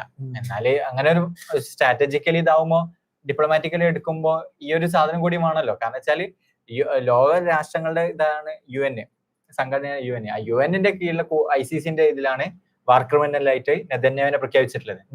എന്നിട്ടും നെതന്യാഹുവിനെ പറ്റിയിട്ട് ഇതിൽ പറയുന്നില്ല. അതുപോലെ തന്നെ ഇതില് ഈ ഞാൻ നേരത്തെ പറഞ്ഞത് സമിതി രൂപീകരിക്കും എന്ന് വെച്ചാൽ ഗസന്റെ അധികാരം കുറച്ചു കാലത്ത് പുതിയൊരു പലസ്തീൻ അതോറിറ്റി ഉണ്ടാകുന്നവരെ ഗസക്ക് മേലൊരു ലോകത്തുള്ള നേതാക്കന്മാരുടെ ഒരു സമിതി ഉണ്ടാവുന്ന, അവരായിരിക്കും ഭരിക്കുക. അതില് അവിടുത്തെ ഗ്രൂപ്പ്സ് ഉണ്ടാവും, അറബ് ഇസ്ലാമിക് നേതാക്കന്മാരുണ്ടാവും. അതുപോലെ ട്രംപിന്റെ ടോണി ബ്ലെയർ ആണ്. ടോണി ബ്ലെയർ മുൻ ബ്രിട്ടീഷ് പ്രധാനമന്ത്രിയാണ്, പക്കാ ഇസ്രായേലിയാണ്. സദ്ദാം ഹുസൈന്റെ ഇറാഖ് ഇൻവേഷനിൽ അമേരിക്കന്റെ കൂടെ എല്ലാത്തിലും, ഇറാഖ് അഫ്ഗാനിസ്ഥാൻ ഒക്കത്തിലും ഒരുപാട് ബ്ലാക്ക് ഹിസ്റ്ററിയിൽ ഒരു, അതായത് ഈ ഒരു മുസ്ലിം എന്താ പറയാ ഇതിന് ടെററിസം എന്നൊക്കെ പേരിൽ നടത്തപ്പെടുന്ന യുദ്ധങ്ങളിലൊക്കെ ഏറ്റവും മുമ്പിൽ ഉണ്ടായിരുന്ന വ്യക്തിയാണ് ടോണി ബ്ലെയർ. അപ്പം അതിനുശേഷം ഇത്രയും കാലം ജീവിച്ചപ്പോഴും അദ്ദേഹത്തിന് ഒരുപാട് ബിസിനസ്സുകളും ഒരുപാട് പരിപാടികളും ഇതിന്റെ മറവിൽ നടന്നിരുന്നു. അപ്പൊ ആ ഒരു വ്യക്തിയാണ് പിന്നെയും ട്രംപ് പ്രപ്പോസ് ചെയ്ത് മുന്നോട്ട് കൊണ്ടുവരുന്നത്. ഭയങ്കര കോമഡിയാണ് ഈ ഒരു ട്രീറ്റ് ചെയ്യുമ്പോൾ. ചില ആൾക്കാരൊക്കെ വന്നൊരു രാവിലെ ഒരു പോഡ്കാസ്റ്റ്, ഒരു ടേക്ക് എന്ന് പറഞ്ഞ പോഡ്കാസ്റ്റിൽ പറയുന്നുണ്ട്, ഒന്നുമില്ല അത് ട്രംപിന് നോബൽ പ്രൈസ് കിട്ടാനുള്ള ഇങ്ങനെ ചെയ്യുന്നവർക്കൊക്കെ നോബൽ പ്രൈസ് കിട്ടാറുണ്ട്. മുമ്പ് അൻവർ സാദത്തിന് പീസിന് നോബൽ പ്രൈസ് കിട്ടിയിരുന്നു, സമാധാനത്തിന്. എന്തിനാന്ന് വെച്ചാൽ ഈജിപ്തും ഇസ്രായേലും തമ്മിൽ ആദ്യമായിട്ട് ഒരു കരാർ വന്നതിന്റെ ഭാഗമായിട്ട്. അപ്പൊ ട്രംപിന് ഇതൊരു നോബൽ പ്രൈസിന്റെ സ്വപ്നം മാത്രമാണെന്ന് പറയുന്ന ആൾക്കാരുണ്ട്. അപ്പം ഇതെങ്ങനെ കാണണം എന്ന് വെച്ച് കഴിഞ്ഞാൽ ഇതിന്റെ ഒരു പൂർണ്ണസ്ഥിതിയിൽ എത്തിയിട്ട് മാത്രമേ നമുക്ക് ഈ ഒരു ട്രീറ്റിനെ കുറിച്ചുള്ള ഒരു കൺവെൻഷനിലേക്ക് ആൻസറിലേക്ക് എത്താൻ കഴിയുള്ളൂ. ചെറുതായിട്ട് ഇത് അങ്ങനെ തട്ടി കളിച്ചുകൊണ്ടിരിക്കുന്ന ഒരു ഫുള്ളി ഇതിനൊരു എൻഡ് ഉണ്ടാവും വിചാരിക്കണം. ഇതിലേ ഇപ്പൊ ഈ എന്നോട് ഒരു സാധനം എനിക്ക് കാണിച്ചു തന്നെ, അത് എനിക്ക് ഓഡിയൻസിന് കാണിച്ചു കൊടുത്താൽ ലൈവില് കഴിയോ? നമുക്ക് തിരിച്ചു വെച്ചൂടെ? ലാപ്പ് തിരിച്ചു ഇത് കാണാൻ പറ്റുമോ? കാണോ? കമന്റിൽ പറയൂ. ഇത് കാണുന്നുണ്ടോ? കുറച്ചുകൂടി അടുത്ത് വെക്കണം. ഇതെന്തറിയോ, ഞാൻ ഈ പറഞ്ഞപ്പോ ഇങ്ങനെ നോക്കിയതാ. ഇത് അൽ ജസീറന്റെ ഇറക്കിയല്ലത്, അൽ ജസീറ ഇറക്കിയതാണ്. ഇത് തല തിരിഞ്ഞിട്ടാ കാണുന്നില്ലേ, അറബിക്കിലാണ്. ഇതില് അതായത് ഇതില് കൊടുത്ത കണക്കുകളാണ്. 90% ഗസയിലെ ബിൽഡിങ്ങുകൾ തകർന്നു പോയിട്ടുണ്ട്. പിന്നെന്താണ്, $60 മില്യൺ നാശനഷ്ടങ്ങളാണ് ഇപ്പൊ. അതായത് നമ്മള് ഇതിന്റെ ഒരു ഡിപ്ലോമാറ്റിക് പൊളിറ്റിക്കൽ ഭാവിയെ കുറിച്ച് പറയുമ്പോൾ അവിടെ ഇപ്പൊ സംഭവിച്ച കാര്യങ്ങൾ അതൊക്കെ. ഇതില് എന്താണ്, 2 ലക്ഷം മിസൈലുകൾ അവിടെ ഗസയിൽ ഇപ്പൊ വർഷിച്ചിട്ടുണ്ട്. അത് ഇൻഫോഗ്രാഫിക്സ് ആണ്, നിങ്ങൾക്ക് ഇതില് കാണുന്നുണ്ടല്ലോ. പിന്നെ എന്താണ്, ഇപ്പൊ 80% ഈ ലാൻഡ് കാണുന്നില്ലേ, ഈ ലാൻഡിൽ 80% ഇപ്പൊ ഇൻവേഡഡ് ആണ്. ഇസ്രായേൽ ഇൻവേഡ് ചെയ്തിട്ടുണ്ട്. ഇത് ഗസന്റെ മാപ്പ്. ഇപ്പൊ കാണുന്നില്ലേ, ഇനിയിപ്പോ അതിന്റെ അടിയിൽ ഫുള്ള് കണക്കുകളാ. ഇത് കാണുമ്പോ ഭയങ്കര ഇടങ്ങാറാ. അതായത് കുല്ലു യൗമിൻ ഫി ഹർബി ഗസ യത്രുക്കുൽ ഇഹ്തിലാൽ വറാഅഹു. ഓരോ ദിവസവും ഈ ഗസയിൽ വാറ് നടക്കുമ്പോ ഒരു ആവറേജ് കണക്ക് വെച്ചിട്ട് പറയണാണ് 77 യത്തീം മക്കൾ ഉണ്ടാവുന്നുണ്ട്, 29 അർമലകൾ ഉണ്ടാവുന്നുണ്ട്. അർമലകൾ പറഞ്ഞാൽ വിധവകളല്ലേ, അർമലകൾ എന്ന് പറഞ്ഞാൽ വിധവകളല്ലേ. 16 ഗർഭങ്ങള് അലസി പോകുന്നുണ്ട്. ഒരു ദിവസത്തെ കണക്കാട്ടത് പറയും 70 യത്തീമുകൾ ഒരു ദിവസം. ഇപ്പൊ നമ്മള് കഴിഞ്ഞ എപ്പിസോഡില് റസൂലിന്റെ യത്തീമിനെ കുറിച്ചൊക്കെ നമ്മള് യത്തീമുകളെ കുറിച്ച് കുറെ സംസാരിച്ചല്ലോ. നമുക്ക് ആ വേദന ഒരിക്കലും മനസ്സിലാവില്ല.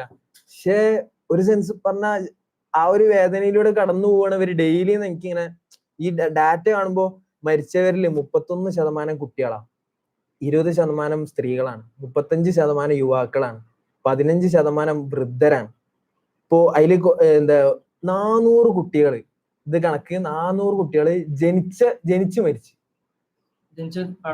ജനിച്ച പാടെ ഷഹീദുകളാവുന്ന. അതിലൊരു കഥ പറയണ്ടേ. അപ്പൊ ഒരു ബെയിലി പറഞ്ഞിട്ടൊരു സൈക്കോളജിസ്റ്റ് ഉണ്ട്. മുപ്പത് പറയുന്ന ഒരു ഇതാണ്. എന്ന് വെച്ചാല് ഒരു കുട്ടി ജനിച്ചു, അപ്പൊ ആ കുട്ടീനെ രജിസ്റ്റർ ചെയ്യാൻ വേണ്ടിട്ട് ഉപ്പ പോകും. ഇപ്പൊ തിരിച്ചു വരുമ്പോഴത്തേക്ക് അമ്മയും ആ കുഞ്ഞിനും മരിക്കും. ഇങ്ങനെയാണ് അവിടെ നടക്കുന്നത്.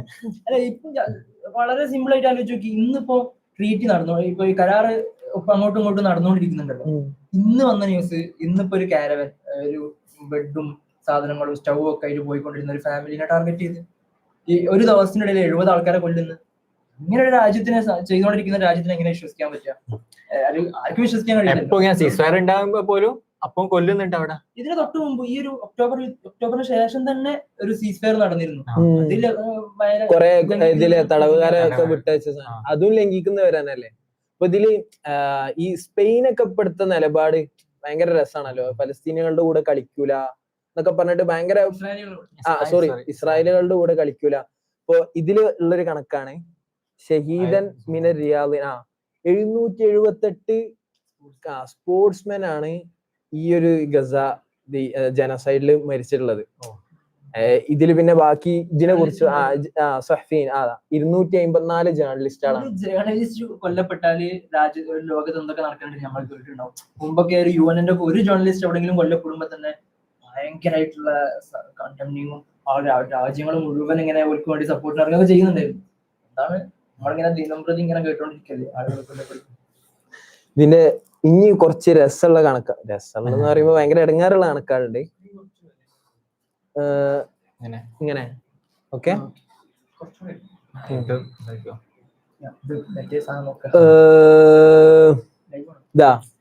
ഗസ ജനസൈഡിന് ശേഷം 2700 കുടുംബങ്ങളാണ് ഭൂമിയിൽ നിന്ന് മൊത്തം തുടച്ചു നീക്കപ്പെട്ട്. ഒരു ഫാമിലിയില് ഒരു കുടുംബത്തിൽ ഒരുപാടില്ല, വേരറ്റി മൊത്തം എല്ലാവരും മരിച്ചുപോയി. ഈ 2700 കുടുംബം. 2700 കുടുംബം പറയുമ്പോ 8563 ഷഹീദുകളാണ് മൊത്തം ഉള്ളത്. ഇനി ഒരു കുടുംബത്തില്, ഇതാണ് എനിക്ക് അതിനെക്കാട്ടിയും വേദന തോന്നിയത്, ഉസ്രത്തുൻ മിൻഹ നാജിം വഹീദ്, ഒറ്റ ആള് മാത്രം. ഒരു കുടുംബം മൊത്തം ഷഹീദുകളായി, ഒരാള് മാത്രം. അങ്ങനെ 6020 കുടുംബാണ്. അതായത് 6020 ആള് അവരുടെ കുടുംബത്തിൽ ഒരു മാത്രം. ചില കുടുംബത്തിൽ ചില മക്കളായിരിക്കും ഉണ്ടാവുക, ചെറിയ കുഞ്ഞുങ്ങളായിരിക്കും ഉണ്ടാവുക, ചിലപ്പോ വലിയ വൃദ്ധരായിരിക്കും ഉണ്ടാവുക. അങ്ങനൊക്കെ ഇങ്ങനെ ആരും നോക്കാൻ, അതായത് പോവാനൊരിടല്ല, എല്ലാരും മരിച്ചു കുടുംബത്തില്. അങ്ങനത്തെ ഒരു സിറ്റുവേഷൻ ഭയങ്കര ഇടങ്ങാറാണല്ലോ ആലോചിക്കുമ്പോ.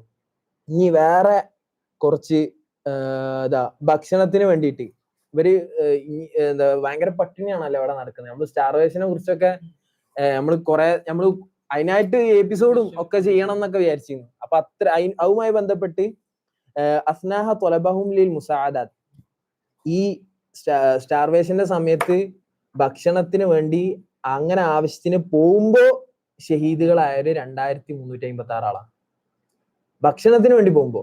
അതിന്റെ ഇടയിൽ പരിക്കേറ്റവര് 17,244 ആളുകളാണ്. ഇനി ഇത് കിട്ടാതെ മാൽന്യൂട്രീഷന്റെ പേരിലല്ലത്, സ്റ്റാർവേഷൻ മൂലം, അത് ഭക്ഷണം കിട്ടാതെ മരിക്കുക എന്നൊക്കെ പറഞ്ഞാല് വെടിയൊന്ന് അല്ലെങ്കിൽ മിസൈലൊക്കെ അതൊക്കെ ഒരു എനിക്കറിയില്ല കേട്ടാ, നമ്മൾ അനുഭവിക്കാത്തതുകൊണ്ട് അങ്ങനെ പറയാൻ പറ്റുന്നൊന്നുമില്ല. പക്ഷെ പട്ടിണി കിടന്നൊക്കെ മരിക്കുക എന്ന് പറയുമ്പോ അതിന്റെ ഒരു ആഘാതം 460 ആളുകളാ. അതില് മക്കള്, ചെറിയ കുട്ടികള്, ഈ ഫോട്ടോ കണ്ടാൽ തന്നെ 154 കുട്ടികളാണ് അതിലുള്ളത്. ഇങ്ങനെ ഓരോ കണക്കുകളും അൽ ജസീറ വൃത്തിക്ക് അതായത് എത്ര ഹോസ്പിറ്റലുകൾ തകർത്ത്, എത്ര ആംബുലൻസുകൾ തകർത്ത്, ഇനി സ്കൂളുകളെ കുറിച്ച് പറയുന്നുണ്ട്, എത്ര മദ്രസകൾ മൊത്തത്തിൽ തകർത്തു, 165 മദ്രസ തകർത്തു, 392 മദ്രസ ഭാഗികമായിട്ട് തകർത്തു. ഇനി പള്ളികള്, എത്ര പള്ളികൾ തകർത്തു. എന്താ നമ്മളെ നാട്ടിലൊക്കെ ഭയങ്കര രസാ ഈ അനലിറ്റിക്സ് കണ്ടപ്പോ എനിക്ക് രസം തോന്നി. നമ്മളെ നാട്ടില് പറയാ ഇത് മുസ്ലിങ്ങളുടെ പ്രശ്നമാണ്, ഇതെന്തിനാണ് നിങ്ങള് ഇതെന്തിനാ ഈ മറ്റേ ഇപ്പഴത്തെ ഈ കുമ്പളയില് പ്രശ്നം ഉണ്ടായിരുന്നല്ലോ കാസർഗോഡില്, അതില് അതിന്റെ കമന്റില് ഫുൾ കമന്റില് ഹെയ്റ്റാ. നിങ്ങൾ എന്തിനാ ഈ മതം അത് നിങ്ങളെ മദ്രസയിൽ നിർത്തിയ പോലെ എന്തിനാ സ്കൂളിലേക്ക് കൊണ്ടുവരുന്നത്? സ്കൂൾ എന്ന് പറയുന്നത് ഭയങ്കര സെക്യുലർ സ്പേസ്. അവിടെ ഫലസ്തീനും ഇസ്രായേലൊന്നും അവിടേക്ക് കയറാൻ പറ്റൂല. അവിടെ മനുഷ്യ ഈ ഡാറ്റ നോക്കി 835 പള്ളികളാണ് പൂർണ്ണമായി തകർന്നത്. 180 പള്ളികളാണ് ഭാഗികമായി തകർക്കപ്പെട്ടത്. ഈ 3 ചർച്ചുകൾ അതിന്റെ ഇടയിൽ തകർക്കപ്പെട്ടിട്ടുണ്ട്. 40 മക്ബറകൾ തകർക്കപ്പെട്ടിട്ടുണ്ട്. ഇനി അവിടുത്തെ ഇതിന്റെ 94% അല്ലേ, 94% കൃഷിയിടങ്ങളും കൃഷി ചെയ്യാൻ പറ്റാത്ത കോലത്തില്, അതായത് 90% ബിൽഡിങ് പോയി, 94% അല്ലെങ്കിൽ ഗസ അത്ര ഇടതൂർന്നൊരു സ്ഥലം. അവിടെ ഒരു നിലക്കും ഇപ്പടുത്തൊന്നും ആർക്കും വസിക്കാൻ യോഗ്യമല്ലാത്തൊരു സിറ്റുവേഷൻ ഈ ബോംബ് ഇട്ടിട്ട് മാത്രം 2 ലക്ഷം ബോംബുകൾ ഇട്ടിട്ട് മാത്രം ഇവരുണ്ടാക്കി എന്നുള്ളതാണ്. ഭയങ്കര ഈ ഡാറ്റ വേണമെങ്കിൽ ലിങ്ക് വേണമെങ്കിൽ ഇതിന്റെ ഡിസ്ക്രിപ്ഷനിൽ നമുക്ക് ഇത് കഴിഞ്ഞിട്ട് കൊടുക്കലേ, ഇതിൽ വേണമെങ്കിൽ ചാറ്റ് ചെയ്യാൻ എനിക്ക് ഇതില് കാണുന്നുണ്ട്. ഇതിപ്പോ നമ്മളിങ്ങനെ ഭയങ്കര ഡിവാസ്റ്റേറ്റിംഗ് ആയിട്ടുള്ള കുറെ ഡിസ്ട്രക്ഷൻസ് മാത്രം ഇങ്ങനെ പറയും. ഇപ്പൊ ഞാൻ ഇങ്ങനെ ഇപ്പൊ അടുത്ത് എനിക്കിങ്ങനെ പെട്ടെന്ന് തോന്നിയാട്ടോ, ചിലപ്പോ എത്രത്തോളം ഇതൊരു സാധനം ശരിയാവുമെന്ന് അറിയില്ല, എന്നാലും ഇങ്ങനെ ഒരു ഇയാദുൽ കുനൈബി എന്ന് പറഞ്ഞൊരു സ്കോളർ നമ്മൾ അന്ന് കേട്ടില്ല, വേറൊരു വിഷയത്തിൽ നമ്മൾ കേട്ടിരുന്നല്ലോ. അപ്പൊ മൂപ്പര് പറയുന്ന ഒരു സംഗതി ഉണ്ട്. ഇപ്പൊ ഫലസ്തീനെ കുറിച്ച് നമ്മൾ അവിടുത്തെ ന്യൂസ്, അവിടുത്തെ കാര്യങ്ങൾ ഇങ്ങനെ കേൾക്കുമ്പോൾ സ്വാഭാവികമായിട്ട് ഒരാൾക്ക് തോന്നുന്ന ഒരു സംഗതിയാണ്, ഇസ്രായേൽ തന്നെ പറഞ്ഞ സംഗതിയാ, we are opening hell for, അല്ലെങ്കിൽ ഗസയിൽ നമ്മൾ നരകം സാധ്യമാക്കാൻ പോവാണ്, നരകം ഓപ്പൺ ചെയ്യാൻ പോവാണ്. അല്ലെങ്കിൽ ഒരാളിപ്പോ ഇതൊക്കെ കാണുമ്പോൾ ചിലപ്പോൾ പറഞ്ഞു പോകും നരക തുല്യം, അല്ലെങ്കിൽ നരകത്തിനേക്കാൾ അങ്ങനെ പറഞ്ഞു പോലും അറിയാം, പക്ഷെ മനസ്സിലെങ്കിലും പറഞ്ഞു പോകും. ഒരു പക്ഷെ ഞാൻ ലിറ്ററലി അങ്ങനെ പറയുന്നതും കേട്ടിട്ടുണ്ട് കേട്ടോ, ഒരു വീഡിയോയിലൊക്കെ ചില ആൾക്കാരൊക്കെ നരകത്തിനെ പോലെ എന്ന് പറയുന്നത് കേട്ടിട്ടുണ്ട്. അപ്പൊ എനിക്കിങ്ങനെ യാദവ് നബി പറയുന്നത് ന്യൂസിലൊക്കെ പലപ്പോഴും ഉപയോഗിക്കാറുണ്ട്, നരകതുല്യമായ യാതനകൾ, അല്ലെങ്കിൽ ഗസ നരകത്തിൽ, അങ്ങനെ ആ ഒരു വേർഡ് വന്നു. ഹെൽഫെയർ എന്നുള്ള ഒരു ടെർമിനോളജിയിലേക്ക് പലപ്പോഴും ഉപയോഗിച്ച് പോകാറുണ്ട്. അപ്പം ഡോക്ടർ യാദവ് നബി പറയുന്ന ഒരു സംഗതി എന്താണെന്ന് വെച്ചാല്, ശരിക്കും ലിറ്ററലി ഹെൽഫെയർ എന്നൊക്കെ പറയുന്നത് നമുക്ക് അറിയില്ല. അതായത് ഹെൽഫെയർ എന്ന് പറഞ്ഞാൽ പഠിച്ചോ സജ്ജീകരിച്ച ആർക്കാണ്? ഈ പറഞ്ഞ ശത്രുക്കൾക്ക് സജ്ജീകരിച്ചിട്ടുള്ള ഒരു സംഗതിയാണ്. അപ്പൊ അതിന്റെ ഡെപ്ത് എന്ന് പറഞ്ഞാല് ഇതുമായിട്ട് തുല്യപ്പെടുത്താനേ നമുക്ക് പറ്റില്ല. ഇനി വെച്ചിട്ട് ഗസക്കാരുടെ ഈ ത്യാഗോ ഇതൊന്നും നമ്മൾ ചെറുതായി കാണില്ല. നമ്മൾ ഇമോഷണലി വല്ലാതെ അറ്റാച്ച്മെന്റ് ഉണ്ടാവുമ്പോൾ നമ്മൾ പറഞ്ഞു പോകുന്ന സംഗതിയാണ് ഗസക്ക് മേൽ ഹെൽഫെയർ, അല്ലെങ്കിൽ നരകതുല്യമായ സംഗതി. നരകം എന്ന് പറഞ്ഞാൽ എവിടെ കിടക്കണമെന്ന് അറിയോ? ഇവർക്ക് വരാൻ പോകുന്ന ശിക്ഷയാണ്, ഈ ശത്രുക്കൾക്ക് ഇവര് അനുഭവിക്കാൻ പോകുന്ന കാര്യമാണ്. അപ്പൊ അതിനെ ഖുർആനിൽ ഇപ്പോ പല ആയത്തുകളിലായിട്ട് പറയുന്നത്, ഇന്ന ഷജറത്ത സഖൂം അങ്ങനെ വലാ യൂസിഖു വത്തഖവ, അവിടെ അതിന്റെ കാര്യങ്ങളെ കുറിച്ച് ഇങ്ങനെ വിശദീകരിക്കുമ്പോൾ അത്രയും എടുങ്ങേറാണ് അവിടെ കിട്ടാൻ പോകുന്ന ഭക്ഷണം, മുള്ളുകൾ കൊണ്ടുള്ള. നമ്മള് ഒരു തരത്തിലും എക്സ്ക്യൂസ് ഇല്ല. ഇനി ഞാൻ ഏറ്റവും ലാസ്റ്റ് ഇതിങ്ങനെ കുറെ പറയുന്നില്ല, ഇതിന്റെ ഒരു നരകതുല്യം എന്ന് പറയുമ്പോൾ ഒരു പ്രശ്നം മാത്രം പറയാട്ടോ. അപ്പോ ഇത് അടിക്കടി ഗസക്കാർ അനുഭവിക്കുന്നത് അറ്റ്മോസ്റ്റ് ലെവലിൽ ഇന്ന് ഭൂമിയിൽ അനുഭവിക്കുന്ന വലിയ പ്രയാസങ്ങൾ തന്നെയാണ്. ഇതിനു തൊട്ടു മുമ്പ് സിറിയയിൽ അനുഭവിച്ചിട്ടുണ്ട്. അങ്ങനെ യാതനകൾ തന്നെയാണ്, അതിലൊരു സംശയമില്ല. ഇമോഷണലി നമ്മൾ വല്ലാതെ കണക്റ്റഡും ആണ്. ഹെൽഫെയർ എന്ന് പറയുമ്പോൾ മാത്രമാണ്. അപ്പം നരകത്തിൽ എന്താ ഉണ്ടാവുക? ഫലസ്തീനിൽ ഒരു വ്യക്തി മരണപ്പെട്ട് ഷഹീദായിട്ട് സ്വർഗത്തിലേക്ക്, ആ മരണം ഷഹീദായതിനു ശേഷം സ്വർഗത്തിലേക്ക് പോവാന്ന് വിചാരിച്ചു. നരകത്തിൽ എന്തുണ്ടാവാൻ പോകും? മരിക്കോ? ഇത് തീരുവോ? അപ്പൊ ഇത് എവിടെ കിടക്കുന്ന സംഗതിയാണ്? ഹെൽഫെയർ എന്ന് പറഞ്ഞു കഴിഞ്ഞാൽ അത്രയും വലിയൊരു ഡീപ്പ് സാധനമാണ്, തീരാൻ പോവാത്ത ശിക്ഷയാണ് വരാൻ പോകുന്നത്. അപ്പം അങ്ങനെ കണക്ട് ചെയ്യേണ്ടതില്ല എന്നുള്ള രീതിയിൽ മുമ്പ് സംസാരിക്കുന്നുണ്ട്. അപ്പം നമ്മളെ മുസ്ലിങ്ങൾക്ക് പലപ്പോഴും ആ ഒരു ഊർജ്ജം ഉള്ളിലുണ്ട്, പ്രത്യേകിച്ച് ഫലസ്തീനികൾക്ക്. ആരോ കമന്റ് ഇട്ടു, ഇതില് ഫലസ്തീനും ഖുറാനും എപ്പിസോഡിൽ ഇത് ഭയങ്കര വിശദമായിട്ട് നമ്മൾ എന്താണോ ഓരോ ഇങ്ങനെ ഈ ഊർജ്ജം എന്താന്നുള്ളത് നമ്മൾ ആ എപ്പിസോഡിൽ വൃത്തിക്ക് പറഞ്ഞിട്ടുണ്ട്. ഇത്രയൊക്കെയാണ്. എൻഡിങ്ങിൽ എന്താ പറയാനുള്ളത്? അതായത് ഈ സുമൂദും ഫ്ലോട്ടിലൊക്കെ കാണുമ്പോ കിട്ടുന്ന ഒരു ഭയങ്കര ഊർജ്ജം ഉണ്ടല്ലോ, അത് മൊത്തം ലോകം അവരുടെ കൂടെ ചേരുന്നു. എനിക്ക് നല്ല പൂതി ഉണ്ടായി അത് അവിടെ എത്തി കിട്ടിയ ഭയങ്കര രസമായിരുന്നു എന്നുള്ളത്. പക്ഷെ അതിന് ചെങ്ങായിമാര് സമ്മതിക്കുന്നില്ല. ഒന്നുറപ്പാണ്, ലോകം ഫലസ്തീന്റെ കൂടെയാണ്. ഇങ്ങനെ മുഖ്താർ ഷംകീർ തന്നെ പറയുന്നുണ്ട് ഇന്റർവ്യൂവിന്റെ ലാസ്റ്റില്, അമേരിക്കയിൽ പോലും 40 തികയാത്തൊരു വളരെ കുറച്ച് ആൾക്കാർക്ക് ഇസ്രായേലിനോട്, അതായത് 40 തികഞ്ഞവർക്ക് മാത്രമാണ് കുറച്ചെങ്കിലും ഇപ്പോൾ ഇസ്രായേലിനോട് കുറച്ചൊരു അടുപ്പം തോന്നുന്നത്. 40 മുമ്പുള്ള യങ് ആയിട്ടുള്ള കുറച്ചുകൂടി അതിന്റെ മുമ്പുള്ള ജെൻസി ഇവരൊക്കെ എന്ന് പറഞ്ഞാൽ കംപ്ലീറ്റ്ലി ഫലസ്തീന്റെ ഒപ്പരാണ്. ആ ഒരു പുതിയ ജനറേഷനാണ് വരാൻ പോകുന്നത്. പ്രത്യേകിച്ച് ഫലസ്തീനിൽ, ലോകം പോട്ടെ, ഫലസ്തീനുള്ള ആളുകൾ എന്ന് പറഞ്ഞാൽ ആ ജനറേഷൻ, വരാൻ പോകുന്ന ജനറേഷൻ, അതിനപ്പുറത്ത് സിറിയയിലും അവിടെ ഇവിടെയൊക്കെ ഇനി ഉയർന്നു വരാൻ പോകുന്ന ജനറേഷൻ എന്ന് പറഞ്ഞാൽ ഇത് കണ്ട് ഇതിനെക്കുറിച്ച് പഠിച്ച് ഇതറിഞ്ഞ് ഇതിൽ നിന്ന് പാഠം ഉൾക്കൊണ്ട് വരാൻ പോകുന്ന ജനറേഷനാണ്. അപ്പോൾ ഒരിക്കത് തുഫാൻ അൽ അഖ്സ എന്ന് പറഞ്ഞാൽ ഭയങ്കരമായിട്ടുള്ള ഒരു മാറ്റം തന്നെയുള്ള ലൈഫിൽ ഷിഫ്റ്റ് ആണ് ഉണ്ടാക്കാൻ പോകുന്നതാണ് എനിക്ക് പേഴ്സണലി തോന്നുന്ന ഒരു സംഗതി. നമുക്കും നമ്മളെ അത്രത്തോളം ഫലസ്തീനിലേക്ക് എൻഗേജ് ചെയ്യിപ്പിക്കാൻ സാധ്യമായത് തുഫാൻ അൽ അഖ്സ തന്നെ ആയിരിക്കും. അപ്പോൾ അതൊരു വിത്താണെന്നുള്ളത് തീർച്ചയായിട്ടും നമ്മൾ വിശ്വസിക്കണം. ആ വിത്ത് ഇനി ഏതൊക്കെ രീതിയിൽ വളരും, അവര് കൊടുത്ത ത്യാഗം. ഇപ്പൊ നമ്മള് വളരെ സിമ്പിൾ ആയിട്ട് പറയുകയാണെങ്കിൽ, അവിടെ ഫലസ്തീനികൾ മരിക്കുമ്പോൾ തന്നെ അവരുടെ ലീഡേഴ്സ് മരിക്കുന്നുണ്ട്. അവരുടെ നേതാക്കന്മാരാണ് എന്താ പറയാ, യഹൂദുൽ ഖാദത്ത് എന്താ ഒരു ഡയലോഗില്ലേ, നേതാക്കന്മാർ അണികളെ പിന്നിലാക്കിയിട്ട് മരണപ്പെടുക. അപ്പൊ അത് വേറെ എവിടെയും നടക്കുന്നില്ല, ഫസ്റ്റ് നേതാക്കന്മാരാണ് മരണപ്പെടുന്നത്. അപ്പൊ ഈ നേതാക്കന്മാർ മരണപ്പെടുന്ന, ത്യജിക്കുന്ന, ഏറ്റവും വലിയ ലീഡേഴ്സ് കൊല്ലപ്പെടുന്ന, ഷഹീദാവുന്ന ഈ ഒരു യുദ്ധത്തില് എന്താ പറയാ, മുന്നോട്ട് പോക്കിനെ കുറിച്ച് നമുക്കൊരു വിശ്വാസം, പൂർണ്ണതത്തിലുള്ള വിശ്വാസം നമ്മൾ കൊടുക്കേണ്ടതുണ്ട്. ഇതൊരു വിത്താണ്. ഈ തുഫാൻ അൽ അഖ്സയിലുള്ള വിശ്വാസം നമ്മൾ മുറുകെ പിടിക്കണം. ഇതിന് പല രീതിയിലുള്ള അരിവലികൾ ഈ ഒരു റീജിയനിൽ ഉണ്ടാക്കും. വിശിഷ്യ ഈജിപ്തൊക്കെ ഒരുപാട് മുന്നോട്ട് പോയിരുന്നു ഇസ്രായേലുമായിട്ട് കരാർ വെക്കുന്നതിന്. അത് ഇപ്പോ വളരെ വലിയ രീതിയിൽ ആലോചിക്കാൻ പോലും പറ്റാത്തൊരു സിറ്റുവേഷൻ. അറബ് രാജ്യങ്ങൾ വിശിഷ്യ അവരൊക്കെ ഒന്നും കൂടി എല്ലാ കാര്യത്തിലും രണ്ടാമത് ആലോചിക്കേണ്ട, എല്ലാ കാര്യത്തിലും ഒന്നും കൂടി ഒരുമിക്കേണ്ട ഒരു സന്ദർഭത്തിലൂടെ കടന്നു പോകണം. അതിനപ്പുറത്തേക്ക് മറ്റു പല രാജ്യങ്ങളും ഒത്തു പോകുന്ന ഒരു സന്ദർഭം കൂടിയുണ്ട്. പല രാജ്യങ്ങളും അങ്ങോട്ടും ഇങ്ങോട്ടും ടൈപ്പുകളൊക്കെ ഉണ്ടാക്കിയിട്ട് തുർക്കി വളരെ ഇതില് മൂപ്പര് സ്ട്രാറ്റജിക്കലി പറയുന്നുണ്ട്, മുൻപ് തെഹ്റാൻ ബെയ്റൂത്ത് ഇക്വേഷൻ ആണ് ഉണ്ടായിരുന്നെങ്കിൽ ഇപ്പൊ ജോലാൻ ഇസ്തംബുൾ റിലേഷൻ, അല്ലെങ്കിൽ Syria Istanbul relation, Erdogan Jolani relation, Ahmed Sharaa relation ആണ് ഇപ്പൊ വർക്ക് ചെയ്യുന്നതെന്ന് പറയുന്നുണ്ട്.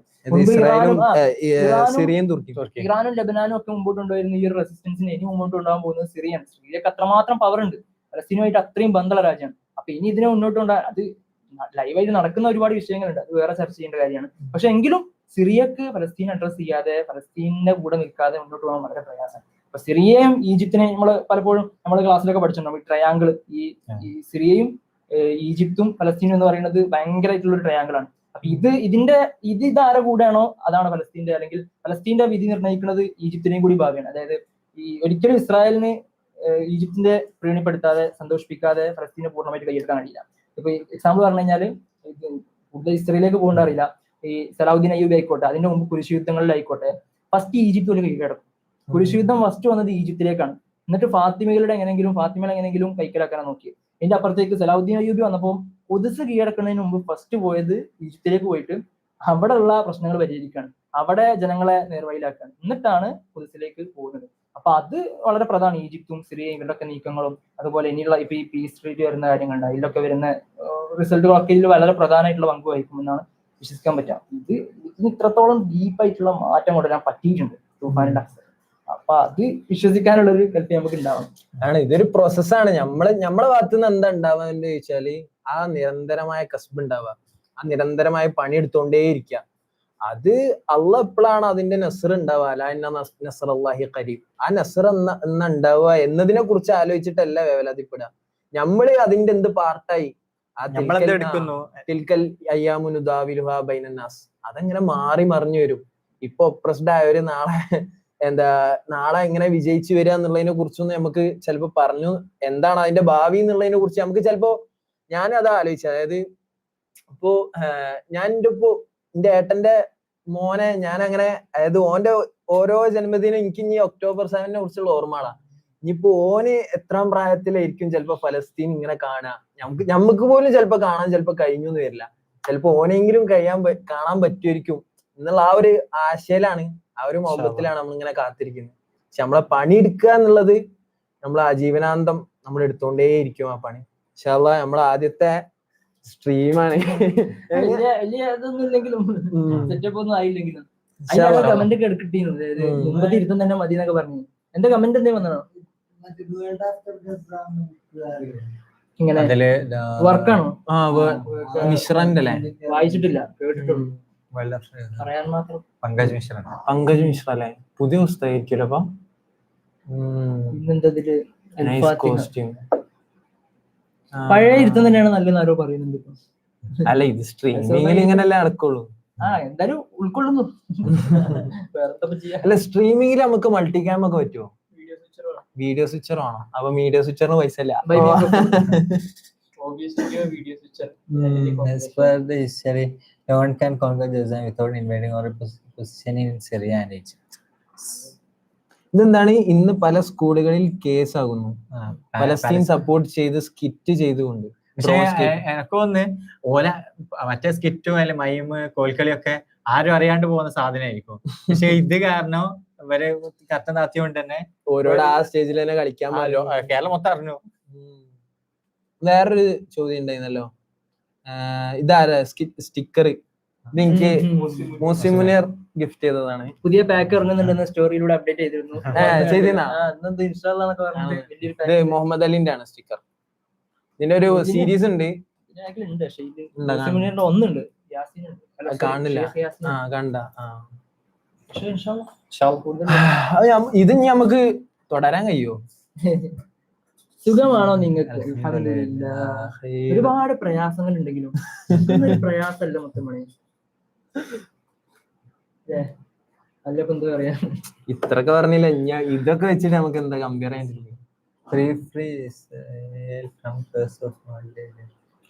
ആഫീസിന്റെ ഒരു പാട്ട് കമന്റ് ആഫീസിന്റെ പാട്ടിനായി കൊതിക്കുന്ന അപ്പൊ ഇൻഷാ അല്ലാഹ് എന്റെ ചെയ്യാം. Thanks for the support. 34 ആളുണ്ട് അല്ലേ? പൊളി പൊളി പൊളി. ഞാൻ അത്ര ആളുണ്ടാവും വിചാരിച്ചില്ല കേട്ടോ. അടിപൊളി. അപ്പൊ ഓക്കെ, നമുക്ക് ഇൻഷാ അല്ലാഹ് അങ്ങനത്തെ എന്തെങ്കിലും സെൻസേഷണൽ ടോപ്പിക്സ് ഉണ്ടെങ്കിൽ എന്താ വെച്ചാല് നമ്മളൊരു പോഡ്കാസ്റ്റ് ചെയ്യുമ്പോ അതിന് കുറെ പ്രീ വർക്ക് ഉണ്ട്, കുറെ പോസ്റ്റ് വർക്ക് ഉണ്ട്. ഇപ്പൊ ഒരു വീഡിയോ ഇട്ട് ചെയ്തിട്ട് നമുക്ക് വീഡിയോ സ്വിച്ചർ ഇല്ലാത്തതുകൊണ്ട് 3 ആംഗിളിലുള്ള ക്യാമറ സിങ്ക് ചെയ്യണം, ഓഡിയോ സിങ്ക് ചെയ്യണം, എന്നിട്ട് അത് കട്ട് ചെയ്യണം മൾട്ടി ക്യാമിൽ. അങ്ങനെ കുറെ പണികളുണ്ട്. ഇപ്പൊ 2 ആഴ്ച മുമ്പത്തെ ഒരു വീഡിയോ നമ്മളിപ്പോൾ ഇറക്കിയിട്ടില്ല. അപ്പൊ അങ്ങനെ കുറെ പ്രയാസങ്ങളുണ്ട്. അത് 2 ദിവസത്തിലിറങ്ങും. അതെല്ലാരും കാണട്ടാ. ഞാൻ കമന്റ് ഇട്ടാണ് വെയിറ്റിംഗ് മുതലുള്ള കിഡിലെ എപ്പിസോഡായി. അപ്പൊ ഇത് അൾട്രാ എഡിറ്റിംഗ് സ്കില്ലൊക്കെ കയ്യിൽ കൊണ്ടുവരാൻ ശ്രമിക്കുന്നുണ്ട്. അത് അത്ര എഡിറ്റ് ചെയ്യാൻ കാരണം എന്താ വെച്ചാല് അത് കുറെ ആളിലേക്ക് എത്തണം. അതുകൊണ്ടാണ് അങ്ങനെ വർക്ക് എടുക്കണം. അതുകൊണ്ട് ലേറ്റ് ആവും. നിങ്ങൾ മനസ്സിലാക്കി. അല്ലാതെ 2 ആഴ്ച അവസാനിപ്പിച്ചാലോ? പുതിയ പോഡ്കാസ്റ്റ് ഉടനെ ഉണ്ടാവും. പുതിയ പോഡ്കാസ്റ്റ് എന്നാ അപ്പ് ചെയ്യാ? ഇതിപ്പോ ഇന്ന് അപ്പ് ചെയ്താലേ ഇത് ഇതപ്പ് ചെയ്യുന്നുണ്ടോ? അതപ്പ് ചെയ്യാ. 2 ദിവസം കൊണ്ട് ലൈവ് അപ്പ് ചെയ്യും. 2-3 ദിവസം കൊണ്ട് ലൈവ് നമുക്ക് ട്രിം ചെയ്തിട്ട് അപ്പ് ചെയ്യാം. എപ്പിസോഡ് പോലെ സെറ്റാക്കാം. അപ്പ് ചെയ്യും. ഇനി നോക്കണ്ടായി. ഇന്നലെ ഒരു ന്യൂസ് വന്നിരുന്നു. 7 മണി മുതൽ 8 മണി വരെ സോഷ്യൽ മീഡിയ യൂസ് ചെയ്തുകൂടാ. അത് വേൾഡ് വൈഡില് എന്താണ് ഇതിന്ന് സോഷ്യൽ മീഡിയ വിട്ടേക്കുക. അത് കുറച്ച് മുമ്പ് ഉണ്ടായിരുന്നല്ലോ. ഇതിന്റെ കണ്ടില്ല കേട്ടോ. അതിന് മുമ്പ് രാത്രി ഈ 9 മണിന്റെ അതുണ്ടായിരുന്നു. ആ സമയത്ത് എല്ലാവരും ചെയ്യുന്നുണ്ടായിരുന്നു. മൊയിൻ മലയമ്മ ആയിരിക്കും അല്ലെ? മൊയിൻ മലയമ്മനെ എന്ത് വിഷയത്തിലാ കൊണ്ടുവരേണ്ടി? ആള് അടിപൊളിയാ. ഇവര് എത്ര പുസ്തകം എഴുതിയാണ്?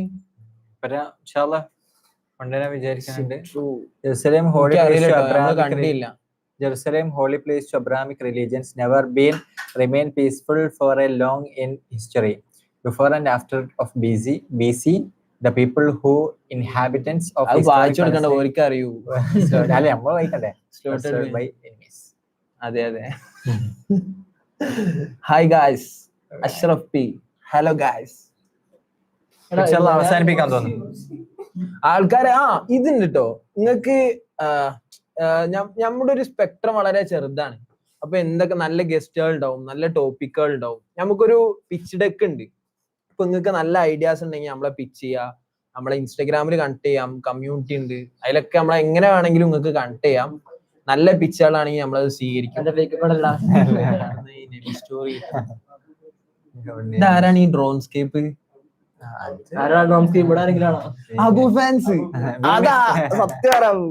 ഇല്ലല്ല വി മിസ് TP. പിന്നെ ഞങ്ങൾക്ക് മിസ് ചെയ്യുന്നുണ്ട്. ഓനിവിടെ ഹൈദരാബാദിലുള്ള. നിങ്ങൾക്ക് എവിടുന്ന ഈ നബി സ്റ്റോറി കിട്ടുന്നത്?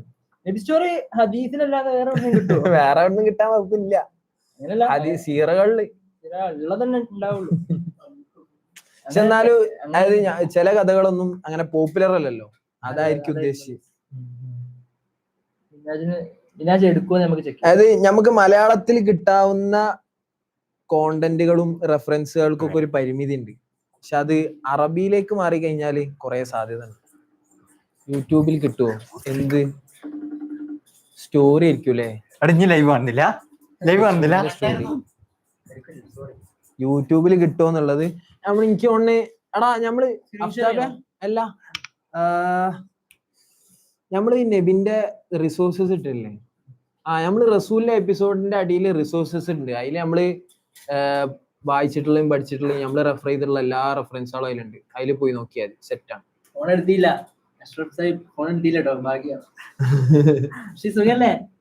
മിന്നാജ് ഫോൺ എടുത്താ നാളെ വരണ്ടേ? എല്ലാവർക്കും അപ്പൊ പൊതുവെ എല്ലാവർക്കും ഒരു ഐഡിയ ഉണ്ട് മിന്നാജിനെ കുറിച്ച്.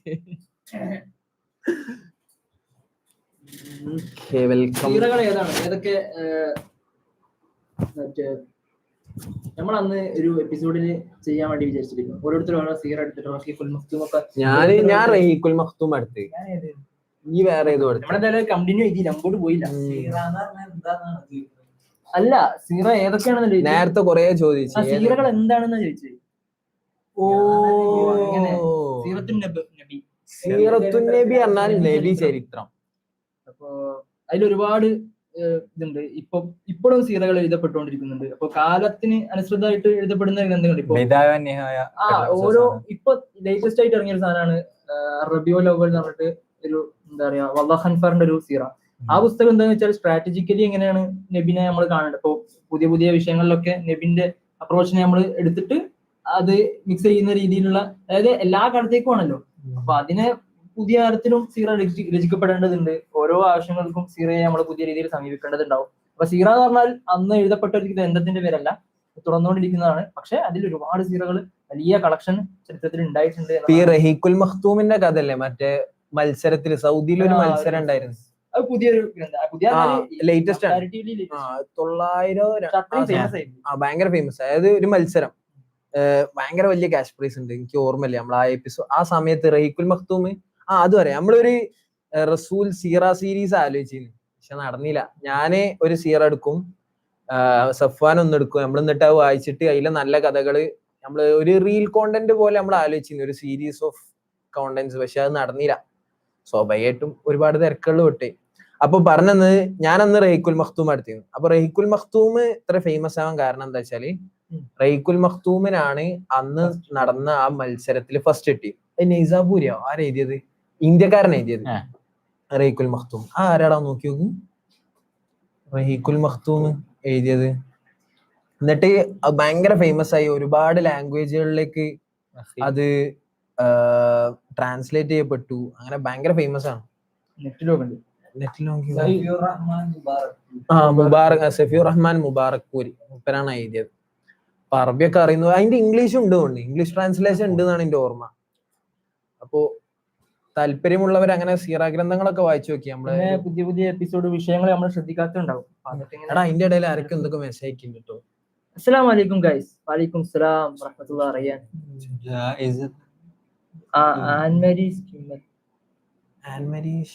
അത് ഇതാ സ്കോളേഴ്സിനെ കുറിച്ച് പറയാം. മുബാറക്പൂരി എല്ലാരും പറയുന്നുണ്ട്.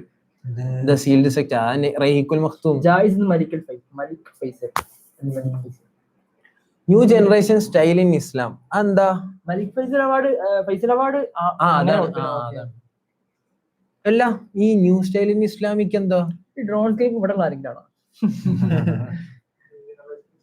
ന്യൂ ജനറേഷൻ ഇസ്ലാമിക് സ്റ്റൈലിനെ കുറിച്ച് എന്താണ് പറയാൻ? എന്താ ഈ ഫാഷൻ ഉദ്ദേശിച്ച്? അല്ല, എനിക്കറിയില്ല. സ്മൂത്ത് ഫ്ലോട്ടിൽ എന്താവും? സ്മൂത്ത് ഫ്ലോട്ടിലിന്റെ ഒരു സാധനം അഫ്താബ് പറയും. അഫ്താബിന് അറിയാം. ഒരു പോയിന്റ് പറയാനുണ്ട്. അഫ്താബ് ഞങ്ങളെ മാനേജറിന് കാഴ്ചപ്പാട് നമ്മള് സുമൂദിൽ എത്രത്തോളം പ്രതീക്ഷയോടെ ഇതിനെ കാണുന്നുണ്ട്, അല്ലെങ്കിൽ ഞങ്ങള് മാനേജറിനെ പരിചയപ്പെടുത്തി കൊടുത്താലോ? കുറച്ചാളേ ഉള്ളൂ. നമ്മളൊരു കിടില നമ്മളെ ഈ വർക്കൊക്കെ ഇപ്പൊ നടന്നുകൊണ്ടിരിക്കുന്നത് നമ്മുടെ മാനേജറാണ് മാനേജ് ചെയ്യുന്നത്. ഓനാണ് നമ്മളെ ഉപ്പ് പോഡ്കാസ്റ്റിന്റെ ഉപ്പിന്റെ പ്രൊഡ്യൂസർ. കുറെ പേരുണ്ട്. ഇപ്പൊ നമ്മൾ ഒരാളെ പരിചയപ്പെടുത്താൻ പോകുന്നത്. വ്ലോഗൊക്കെ കണ്ടവർക്ക് അത് കത്തി ഉണ്ടാവും. വാ മടി കാണിക്കല്ലേ, വാ വെയിറ്റ് ആന്ന് നീച്ച് വരാ. ഒറ്റ പ്രശ്നമുള്ളൂ, ആള് കുറച്ച് സ്ലോ ആണ്. മറ്റേ നമ്മളെ സാധനം പറഞ്ഞില്ലേനോ, നമ്മളെ സുമൂദ് വാക്കിലും ഉള്ള ഒരു സാധനം.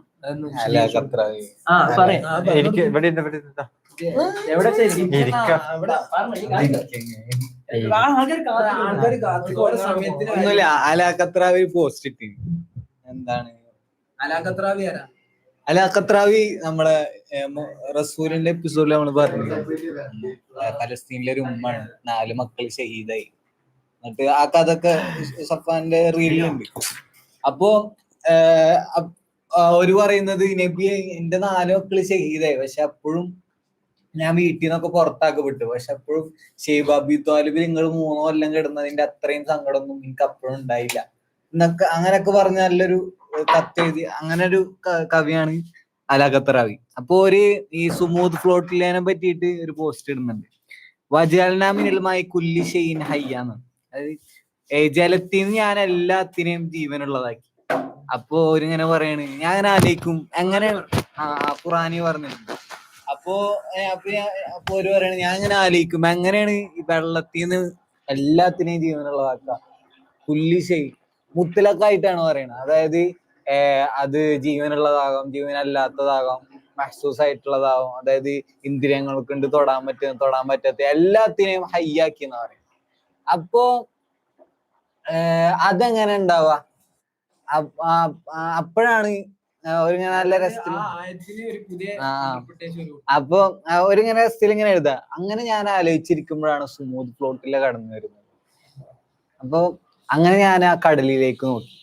ആ കടൽ ആ കപ്പലുകളെ വഹിക്കുന്നു. ഈ കടൽ എന്ന് പറയുന്നത് വെള്ളമാണല്ലോ. ആ വെള്ളം അങ്ങനെ എൻ്റെ ആഗ്രഹങ്ങളെയും എൻ്റെ പ്രതീക്ഷകളെയും എൻ്റെ അമലുകളെയും എല്ലാം ജീവിപ്പിക്കുന്നു. അങ്ങനെ എൻ്റെ പ്രതീക്ഷകള്, എൻ്റെ ആലോചനകള്, എൻ്റെ റൂബ, അതിനെല്ലാം അത് ജീവിപ്പിച്ചു. അപ്പൊ ഇങ്ങനെ ഒരു ജീവിപ്പിക്കൽ കൂടി ഈ വെള്ളത്തിനുണ്ട്. അങ്ങനെ കുല്ലി ഷെയ്ൻ ഹയ്യ എന്നുള്ളതിന്റെ പുതിയൊരു അർത്ഥം കൂടി എനിക്ക് ഈ സുമൂദ് ഫ്ലോട്ടിലെ കാണിച്ചു തന്നു. സുമൂദിന്റെ ഒരു കൺസെപ്റ്റ് വാക്ക് സുമൂദ് എന്ന് പറഞ്ഞാല് ഉറച്ചു നിക്കാന്നുള്ളതാണ്. എന്നാല് ഇപ്പൊ 2 വർഷമായി, എന്നിട്ടും നമ്മള് അവിടെയുള്ള ഫിലസ്തീനികൾ അവിടെ ഉറച്ചു നിൽക്കുകയാണ്. ഞങ്ങൾ ഇവിടെ തന്നെ നിൽക്കുന്നു പറയാണ്, ഞങ്ങള് ഇതിനെതിരെ പോരാടുന്നു പറയാണ്.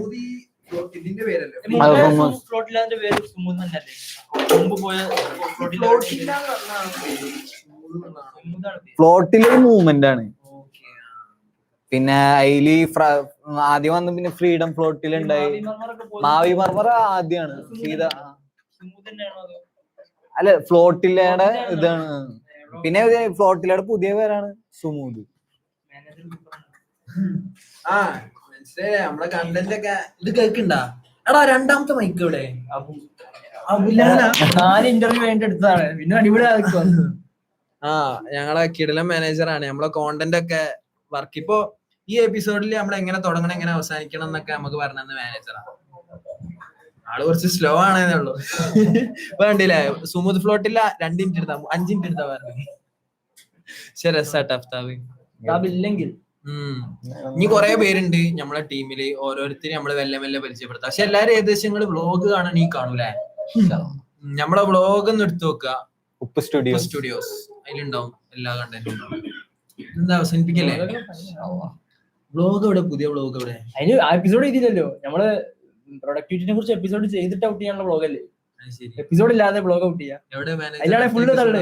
എപ്പിസോഡ് വ്ളോഗിൽ ഫുള്ള് പറയുന്നുണ്ട്, ഈ എപ്പിസോഡിൽ നമുക്ക് അങ്ങനെ ചെയ്യാം, ഇങ്ങനെ ചെയ്യാൻ എപ്പിസോഡില്ല. നമ്മള് അടുത്ത എപ്പിസോഡ് സെൽഫ് ഹെൽപ്പ് ബുക്സിനെ കുറിച്ചാണ്. അപ്പോ അതിനെ കുറിച്ച് എന്തെങ്കിലും ഐഡിയ ഉണ്ടെങ്കിൽ എന്താ ആർക്ക് വിശദീകരിച്ചു കൊടുക്കണം? അതായത് ആ എപ്പിസോഡിൽ അറിയാം, അപ്പൊ കണ്ടാൽ അഷ്റഫ് സാർ നാളെ വ്യാഴാഴ്ച കേട്ടോ. വിളിച്ചു ഇത് വീഡിയോ കോൾ ഉണ്ടല്ലോ, ഫേസ് ടൈം. എടാ ഹലോ എടാ എന്നെ കാണില്ല. അതാ മിൻഹാജ് ഒന്നും കാണൂലോ. എന്നെ ഞങ്ങളെ കാണില്ലേ? ഞാൻ ഓട്ടോയിലുള്ളത്. ഞാൻ ഇവിടുന്ന് ഹൈദരാബാദ് യൂണിവേഴ്സിറ്റി പോയിക്കൊണ്ടിരിക്കുക. ലൈവ് ഒക്കെ ഉണ്ട് അറിഞ്ഞ. എടാ നാളെ ബുധനാഴ്ച ഈ കോൾ എടുത്ത നാളെ ബുധനാഴ്ച ഒരാള് വെല്ലുവിളിച്ച് അഷ്റഫ് പി. ഞാൻ ഈ കോൾ ചെയ്യുന്ന സമയത്ത് ഇന്ന് ഇവര് വിളിക്കാനോ റാപ്പിഡോന്റെ ടീം. ഓ റാപ്പിഡോന്റെ ടീമൊക്കെ വിളിക്കുന്നില്ലേ? പുതിയ HCയുടെ ബിസിനസ് ആണ്, ഫുൾ ബിസിനസ് ആണ്. എന്താ HCയുടെ നടത്താനോ? ഇന്ന് ഇതായിരുന്നു എല്ലാരും ചേർന്നിട്ട് മാസം ആദ്യം ഒക്ടോബർ 7 ഫലസ്തീൻ കണ്ടിട്ടാ. അല്ല HCയിൽ പോയാൽ മതി. നിങ്ങളവിടെ ജാമ്യ മില്ലിയ മുസ്ലിം യൂണിവേഴ്സിറ്റി എന്നൊക്കെ പറഞ്ഞിട്ട് അവിടെ RSSകാർക്ക് അങ്ങോട്ടും ഇങ്ങോട്ടും ഒന്നും ചെയ്യാൻ പറ്റൂല. അതാണ് എന്റെ അവിടെ കുറെ ആൾക്കാര് എന്നും ആഴ്ചക്ക് വീട് ചെയ്യും ഫലസ്തീന് വേണ്ടിട്ട്.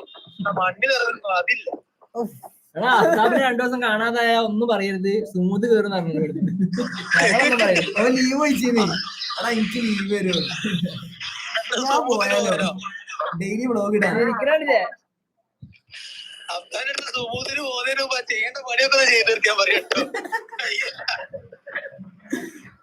എടാ ആരെന്തൊക്കെ ചോദിക്കുന്നുണ്ട്.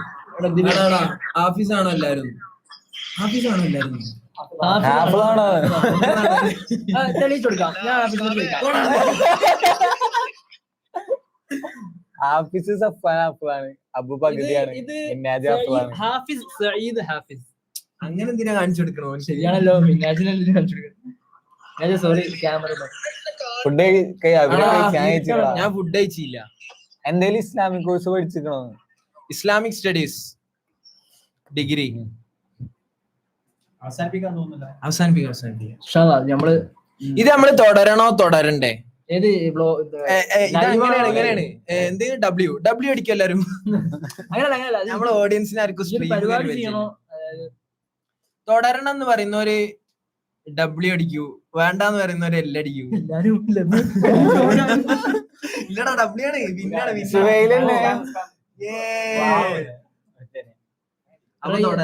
തുടരണം, സ്ട്രീം തുടരണം. ഒരാളെങ്കിലും ഇങ്ങനെ അടിക്കണം. Thanks bro. ബ്രോ പിന്നെ ഈ എന്താ ലൈവ് ഇടുന്ന ടൈം ഏതാണ് എല്ലാരും? ആ ലൈവ് ഇടാ ഏതാ നല്ലത്? രാവിലെയാണോ, ഉച്ചക്കാണോ, വൈകുന്നേരമാണോ, രാത്രിയാണോ? ഓഡിയൻസിന് വലിയ ധാരണ ഇല്ലാന്ന് തോന്നുന്നു. അടുത്ത പരിപാടിയിൽ ഇല്ല, രാത്രി. ഡ്രോൺസ്കേപ്പ് ഇല്ലെങ്കിൽ ലൈവ് ഇല്ല. മുത്തും